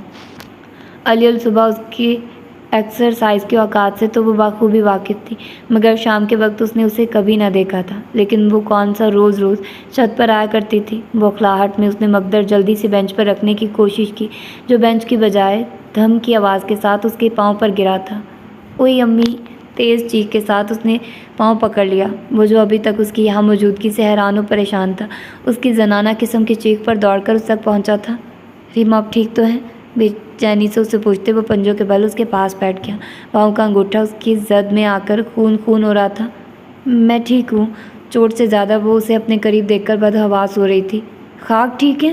اس نے اس کا بازو پکڑ کر اسے سہارا دیا اور سیڑھیاں اترنے لگا۔ اس التفات اور قربت پر وہ کچھ بھی سوچنے کے قابل نہ رہی تھی۔ اس نازکی کے ساتھ تو آپ کو انہیں دیکھنے سے پہلے بھی 100 بار سوچنا چاہیے، کو جا کے اٹھا لینا۔ زخم کو روئی اور ڈیٹول سے صاف کرتے۔ اس کی شگفتہ بیانی اپنے عروج پر تھی۔ کالی گھور آنکھیں سرشار سی تھی، بھرے بھرے لبوں کو وہ پہلی بار بولتے دیکھ رہی تھی اور اسے سن رہی تھی۔ شکر ہے کہ زیادہ چوٹ نہیں آئی، ورنہ نام تو میرا ہی لگتا۔ پٹی باندھ کر اس نے کرسی پیچھے کھسکا دی۔ وہ واقعی مسکرا رہا تھا، یا اسے ہی محسوس ہوا تھا؟ چوٹ لگی تو پاؤں پر ہے، لیکن لگتا ہے دماغ پر اثر ہوا ہے۔ اس کے آہستہ سے قریب آ کے کہنے پر اس نے خجل ہو کے نظریں جھکا لی۔ پہلی بار احساس ہوا تھا کہ وہ اس وقت سے اسے گھورے جا رہی تھی۔ اس کے التفات نے اسے گمسم کر دیا تھا۔ پل پل رنگ بدلتا موڑ اسے خائف کر رہا تھا کہ وہ اس کی بے رخی کا سبب جانتی تھی نہ التفات کی وجہ۔ شاید وہ بھی اس کے ماضی کے حوالوں سے کسی ہمسائے کے ذریعے فیضیاب ہو چکا تھا۔ اگر ایسا تھا تو اس کا التفات اس کی سمجھ سے باہر تھا۔ سر جھٹک کر اس نے انگوٹھے کو دیکھا جہاں اس کے مہرباں ہاتھوں کا لمس ابھی بھی محسوس ہو رہا تھا۔ اس کا بس چلے تو رات کو بھی آنی کے پاس ہو جایا کرے، ہر وقت تمہارے پاس گھسا رہتا ہے۔ آنی کی دم! فرزانہ بلند بخت کو ڈھونڈتے ابھی اس کی طرف آئی تھی۔ بلند بخت اس سے بہت مانوس ہو گیا تھا۔ بچے تو ہوتے ہی پیار کے ہیں، وہ بھی پیار کی زبان پہچانتا تھا۔ صبح ناشتہ کرنے کے بعد اس کا پہلا کام یہی ہوا کرتا۔ ان کے دروازے پر دستک دیتا، دروازہ کھلتا اور وہ صوفے پر آ کر لیٹ جاتا۔ یا تو اسے کام کرتے دیکھتا رہتا یا اس کے پیچھے پیچھے پھرا کرتا۔ خوش بخت اور بختاور بھی اس کی بہت کیئر کرتی تھی، مگر بلند بخت تو اس کا سایہ تھا۔ فرزانہ کسی بھی طرح 3 بچوں کی ماں نہ لگتی۔ فریش چہرے اور بے تکلف انداز کے ساتھ وہ اسے اپنی لگتی۔ میرا پارو! حسب سابق بلند بخت اس کی گود میں سوار تھا اور جھولوں کی فرمائش کر رہا تھا۔ اگرچہ وہ اتنا بھی چھوٹا نہیں تھا، مگر اسے گھما کر اس نے اس کی خواہش پوری کر ڈالی۔ بھابھی چائے لاؤں آپ کے لیے؟ اسے نیچے اتار کر وہ فرزانہ کی طرف متوجہ ہوئی جو ان دونوں کو دیکھ کر مسکرا رہی تھی۔ نہیں، چائے تو میں پی کر آئی ہوں۔ تم دونوں کے چاو چونچلوں اور لاڈ کو دیکھتے مجھے وہ کام تو بھول ہی گیا جس کے لیے ادھر تمہاری طرف آئی تھی۔ پیشانی پر ہاتھ مار کر اس نے اپنے آپ کو سرزنش کی۔ بلند بخت بیٹ ہاتھ میں لیے گیند کے پیچھے بھاگ رہا تھا۔ وہ اس کے پاس آ کر بیٹھ گئی۔ اتنے دنوں سے عظمت کے پیچھے لگی ہوئی تھی امی کی طرف چھوڑا ہے، وہی مصروفیت کا بہانہ، اللہ کر کے کہیں مانے ہیں، پرسوں جا رہے ہیں چھوڑنے، اتنی دور جانا ہے، ہاتھ لگا کر تو واپس نہیں آ سکتی، کچھ دن تو لگ ہی جائیں گے۔ اسے ہر بات تفصیلاً کرنے کی عادت تھی۔ وہ چپ چاپ انہیں سنتی رہی۔ مہکے جانے کی خوشی اس کے چہرے سے پھوٹی پڑ رہی تھی۔ ایک سوٹ سینے والا پڑا ہے اور مشین کا پٹا ٹوٹ گیا ہے۔ اب خیال آیا کہ تمہاری طرف سے مشین لاؤں اور پرسوں سے پہلے اسے سی لوں۔ हाँ तो ज़रूर ले जाइए, फारिग ही पड़ी है। पिछले दिनों ही वो अब्बा के घर पड़ी मशीन ज़रूरत के तहत उठा लाई थी। स्टोर से मशीन लाकर उसने उसके सामने रख दी। चलो वक्त आ जाओ, तुम भी, तुम्हारे पापा घर आने वाले हैं, फिर पूछेंगे कि कहाँ है। मशीन उठाकर उसने बुलंद बक को घूरा। इस प्यार भरी घूरी को नज़रअंदाज करके वो फिर रीम के पीछे छुप गया। बख्तू शहजादे आ जा, इतनी लाडियाँ ना किया कर आनी से। गेट में रुककर उसने एक बार फिर बुलंद बख्त को पीछे आने का इशारा किया। देखो भला, मेरी अकल भी, आधा काम याद रहा और आधा फिर दरमियान में रह गया। एक बैग में तो सिर्फ मेरे और बुलंद बख्त के कपड़े आ गए। अगर तुम्हारे पास कोई सफरी बैग है तो दूसरे कपड़े उसमें रख लूँगी। बैग? हाँ शायद है तो सही, मगर बहुत खस्ता हाल सा है, मैं देखती हूँ। बहुत सोच सोचकर उसने जवाब दिया। अलमारी की सफाई करते उसने एक पुराना सा बैग उसमें पड़ा हुआ तो देखा था। उसने कभी अलमारी को ताला नहीं लगाया था और ना ही कभी उसने उसकी चीज़ों को छेड़ने की कोशिश की थी, मगर कपड़े रखते, अलमारी साफ़ करते उसने बैग ज़रूर पड़ा हुआ देखा था। बैग अगरचे काफ़ी खस्ता हाल था, मगर धो लेंगी तो साफ़ हो जाएगा। दिल में सोचकर उसने बैग लाकर बाहर टेबल पर रख दिया। कुछ ख्याल आने पर उसने उसकी जेबें भी देख डाली और उसका देखना अच्छा ही हुआ था, वरना बैग के साथ ही वो उसके कागजात भी दे आती। चेहरे पर आए लिटों को पीछे हटाकर वो टेबल के करीब पड़ी कुर्सी पर बैठ गई। मैट्रिक, FA, BA और MA की असनाद एक एक करके देखते वो उसके तालीमी करियर पर रश कर रही थी। असनाद के साथ एक अखबारी तराशा भी था। पूरे पंजाब में मैट्रिक में टॉप करने पर उसकी तस्वीर अखबार में छपी थी। एक नौखेज़ लड़का अखबारी तराशी में उसके सामने था। खुशी, फ़ख्र और रश के मिले जुले तासुरात समेत उसने सब असनाद को इकट्ठा करके रख दिया। असनाद के साथ पड़ी काली डायरी ने उसे यकबैक तजस्सुस में मुब्तला कर दिया। धड़कते दिल के साथ उसने पहला सफ़ा खोला, न जाने क्या सामने आने वाला था। डायरी के पहले सफ़े पर बायोलॉजी की डायग्राम की प्रैक्टिस की गई थी। उसकी ड्राइंग बहुत अच्छी थी। डायरी के सफ़हात पतले रंग के थे, जिससे ज़ाहिर हो रहा था कि डायरी कई साल पुरानी है, और एक एक करके सफ़हात उल्टती रही। आगे कई सफ़े खाली थे। अब्बा जी, आप तो हमेशा कहा करते हैं कि सच बोलने वाला हमेशा सुरखरू होता है। देखिए आकर कि आपका बेटा सच बोलने की पादाश में कैसी ज़िल्लत अमेज़ तारीकी में पड़ा है कि उसका अपना आप उसके सामने बोना हो गया है। इस नीलो नील चेहरे के साथ अगर मैं आपके सामने आ जाऊं तो शायद आप मुझे पहचानने से भी इनकार कर दें। वो मुझसे पूछते हैं, सच बताओ, आप ही बताइए, मैं सच और किस तरह बताऊं। अचानक नज़र आने वाली तहरीर पर उसकी नज़रें फिसलती चली गई। धक धक करते दिल की सदाओं से कानों में सुनाई दे रही थी। पेशानी पर चमकते पसीने के कतरे उसने दाएं हाथ से साफ़ किए और आगे पढ़ना शुरू कर दिया। मेरे रास्ते ज़ख्मों को देखकर अम्मी की आंखें पथरा गई थी। उन्होंने कभी मुझे फूल की छड़ी से भी नहीं छुआ, और आज मैं उनके सामने इस हालत में हूँ कि मेरे जिस्म पर मौजूद कपड़े मेरे ज़ख्मों से चिपके हुए हैं और टांगे मेरा वज़न सहारने से इनकारी हैं। इस हालत ज़ार को पढ़कर उसके रोंगटे खड़े हो गए थे। लर्ज़ते हाथों के साथ उसने सफ़ा पढ़ दिया। सालक यानी सीधे रास्ते पर चलने वाला। शायद मेरी सज़ा इस सीधे रास्ते पर चलने की बदौलत ही है। आज के दौर में शरीफ और गरीब होना ही सबसे बड़े गुनाह हैं, और ये गुनाह तो मेरे ज़िम्मे बहुत पहले से हैं। रोते रोते माँ की आंखों में मोतिया उतर आया, और अब्बा तो शायद उसी दिन ज़िंदगी हार गया था जिस दिन मुझे जेल लाया गया था। अम्मा कहती है उसकी सिर्फ सांस चल रही है। शायद अच्छा ही है। वो मुझे इस हालत में देखता तो शायद माँ की तरह ज़िंदा भी ना रह पाता। उसने अपने चेहरे पर हाथ फेरा। उसका चेहरा आंसुओं से तर था। न जाने आंसू कब बहने लगे थे, उसे इल्म ही ना हो सका था। वो उसके लिए रो रही थी जिसके लिए रोने वाला अब कोई मौजूद नहीं था। उसी तरह सारी डायरी में कहीं कहीं कुछ तहरीरें मौजूद थी। आज मेरा दिल चाह रहा है कि ज़ोर ज़ोर से रोऊं या ज़ोर ज़ोर से कह के लगाऊं कि इस जगह के दरो दीवार लर्ज़ उठे। कुछ ऐसा करूं कि इसका जिगर पारा पारा हो जाए। लेकिन भला ये क्यों लर्ज़ेगा? इसका जिगर पारा पारा क्यों होगा? ये तो तब नहीं लर्ज़ा जब एक बेगुनाह नौजवान को कैद बामुशक्क़त की सज़ा दी गई, जब उस नौजवान की माँ रोते रोते और एड़ियाँ रगड़ते इस दुनिया से रुखसत हो गई, जब उसके लिए दुआ करने वाला भी कोई नहीं रहा। भला अब क्या लर्ज़ेंगे?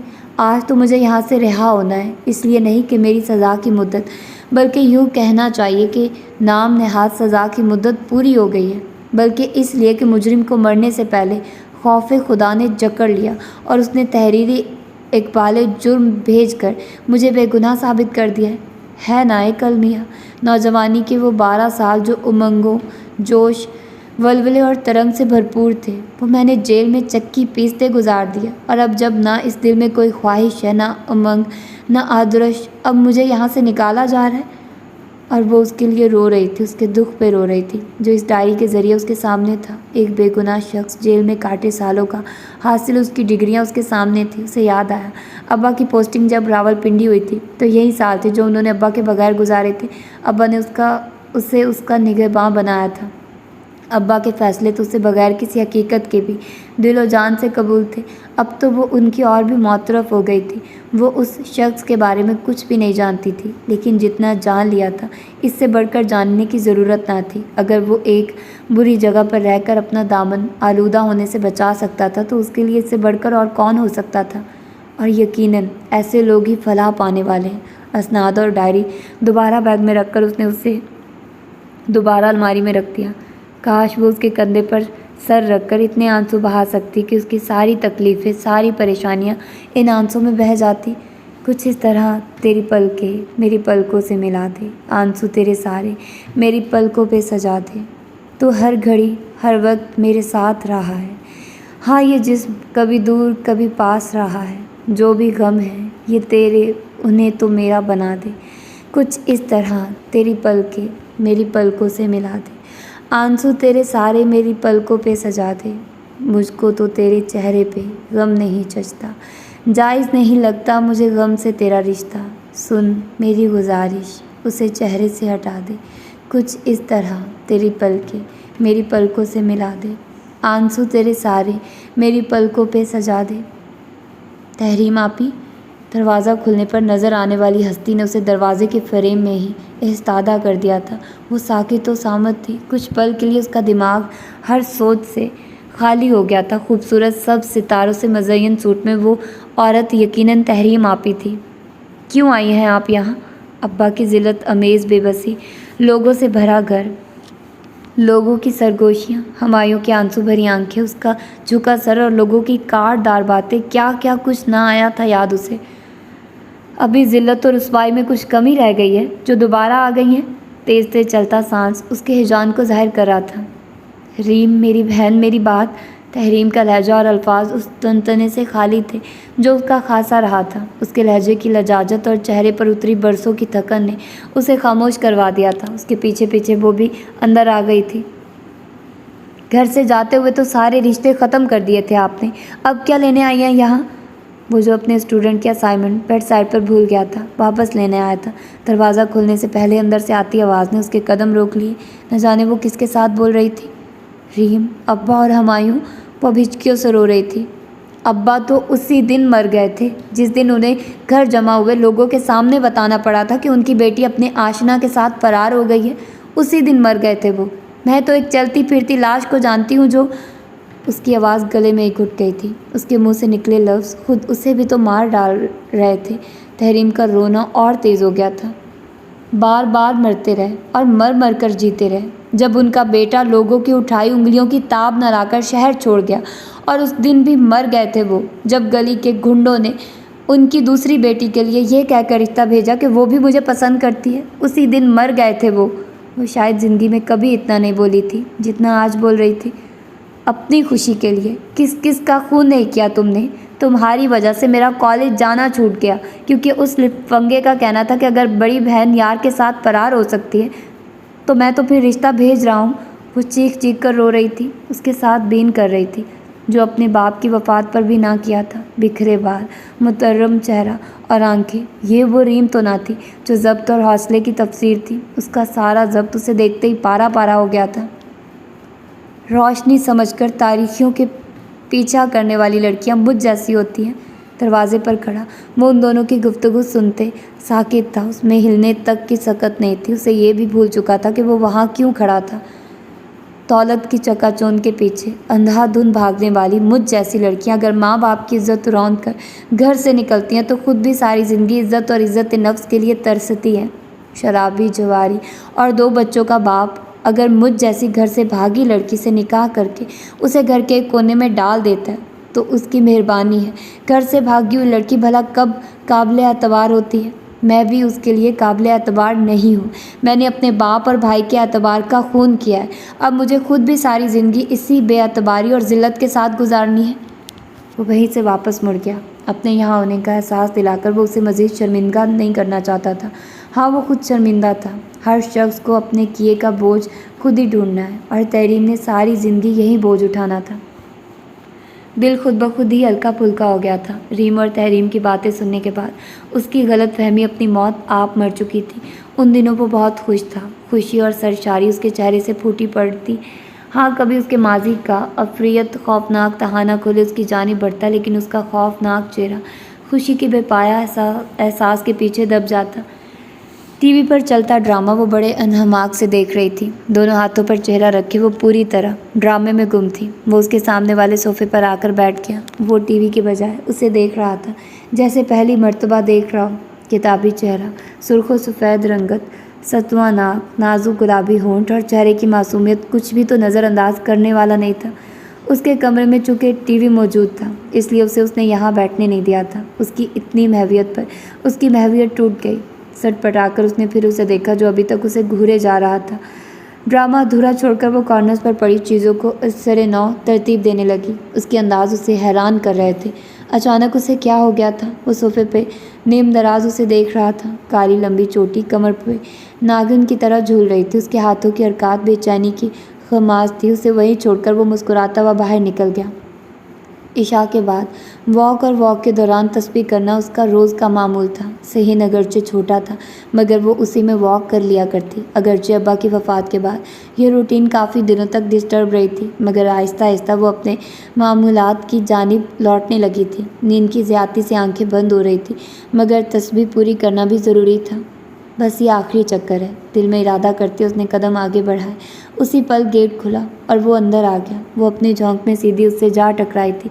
اگر وہ بازوؤں سے تھام نہ لیتا تو یقیناً وہ گر چکی ہوتی۔ خاتون اول کہاں بھاگی جا رہی ہیں؟ کیا مجھے تلاش کرنے؟ اس کی بھاری آواز میں بلا کی نرمی تھی۔ اگرچہ وہ اس کے معمول اور واک کے بارے میں جانتا تھا، مگر سرپٹاہٹ سے بھرپور اس کا چہرہ اسے اکسا رہا تھا۔ نہیں، وہ واک گھبراہٹ میں کوئی ایک جملہ بھی ٹھیک نہیں بول پائی تھی۔ اس کے ہاتھ ابھی تک اس کے بازوؤں پر تھے، اس کے بے ربط جملوں پر۔ اس کا کہکہ بڑا جاندار سا تھا۔ وہ گھبرا کر جلدی سے اندر بھاگ گئی تھی۔ کمرے میں بند ہوتے وہ ابھی تک اس کے لہجے کے سحر میں جکڑی ہوئی تھی۔ بات سنیے۔ نوٹس لکھتے لکھتے سر اٹھا کر اس نے اسے دیکھا جو اس کے کمرے کے 2 چکر لگا چکی تھی۔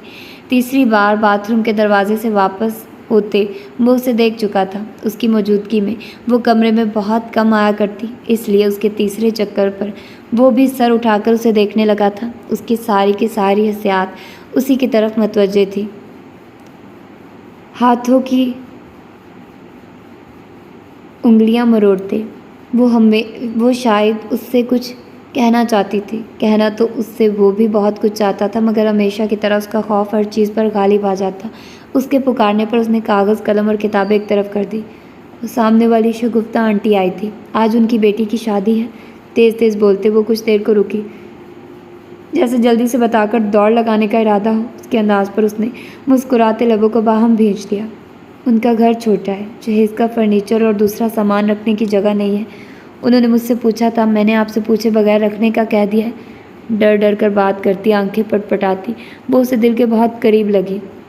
اس کا دل تو اسی کے لیے دھڑکتا تھا، مگر اس دن ان دونوں کی باتوں نے اس کی محبت میں اضافہ کر دیا تھا۔ اپنی بات کے بعد وہ جواب کی منتظر تھی۔ کب رکھیں گے سامان؟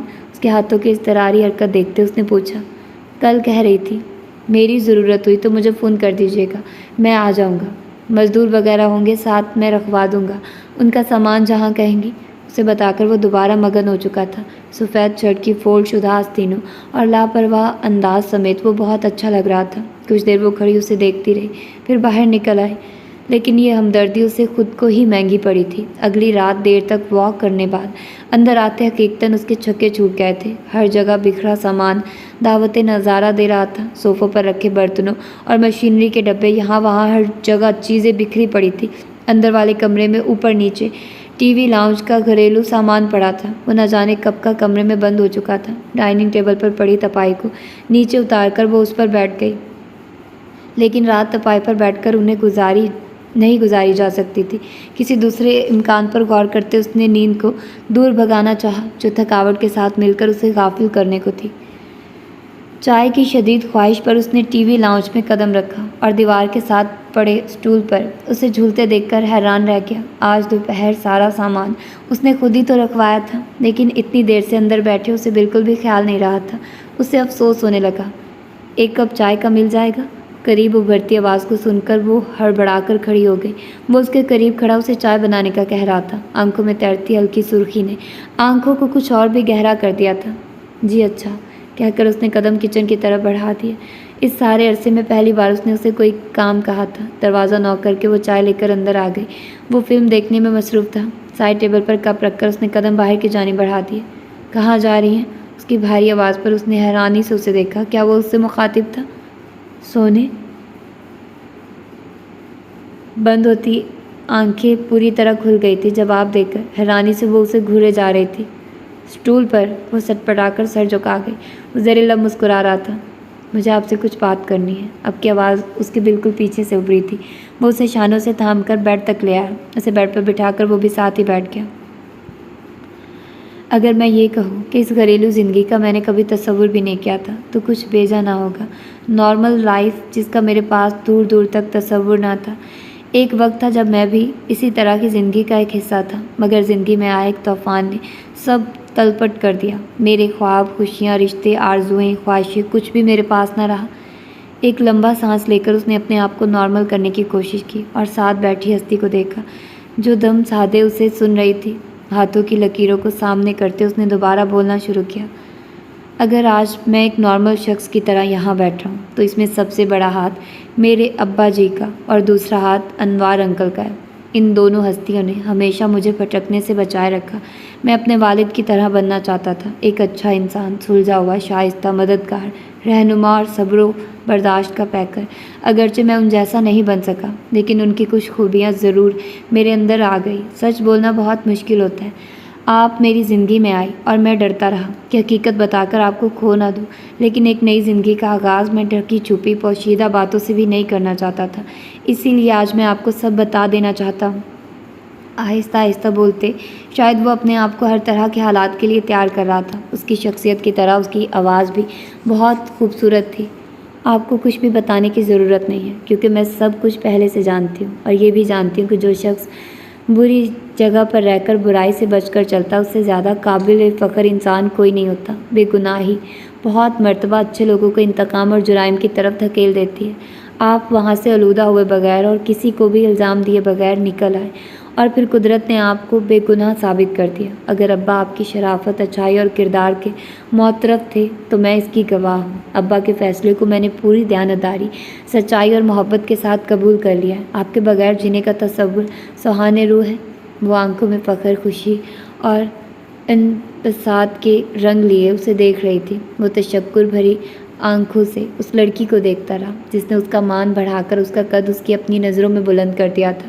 اس بھری دنیا میں کوئی تو تھا جو سب کچھ جاننے کے باوجود اس کی محبت کا دعوے دار تھا۔ اس نے اسے اپنے ساتھ لگا لیا۔ تشکر بھرے آنسو اس کی بالوں میں جذب ہوتے رہے جو اس کے کندھے پر سر رکھ کے اس کے دکھوں کو آنسوؤں میں بہا رہی تھی۔ رات نے مسکرا کر ان کو دیکھا اور ایک نئے خوبصورت دن کی نوید دیتے آہستہ آہستہ آگے بڑھنے لگی۔ اللہ انسانوں کو آزماتا ہے، کسی کو مال دے کر، دولت دے کر، کسی کو کم دے کر، کسی کو اولاد کے ذریعے، جو اس آزمائش پر پورا اترتا ہے۔ پھولوں بھرے راستے اور آخرت کی خوشیاں اس کی منتظر ہوتی ہیں، اور جو لوگ ماں باپ کی تربیت بھلا کر اپنے نفس کی پکار پر لبیک کہتے ہیں، ذلت و رسوائی ان کا مقدر ٹھہرتی ہے۔ تو کیسا لگا آپ لوگوں کو یہ ناول؟ ہوپ فلی کہ اچھا لگا ہوگا اور آپ لوگوں نے پسند کیا ہوگا۔ تو ملتے ہیں کسی اور اچھے سے ناول کے ساتھ۔ اپنا ڈھیر سارا خیال رکھیے گا۔ اللہ حافظ۔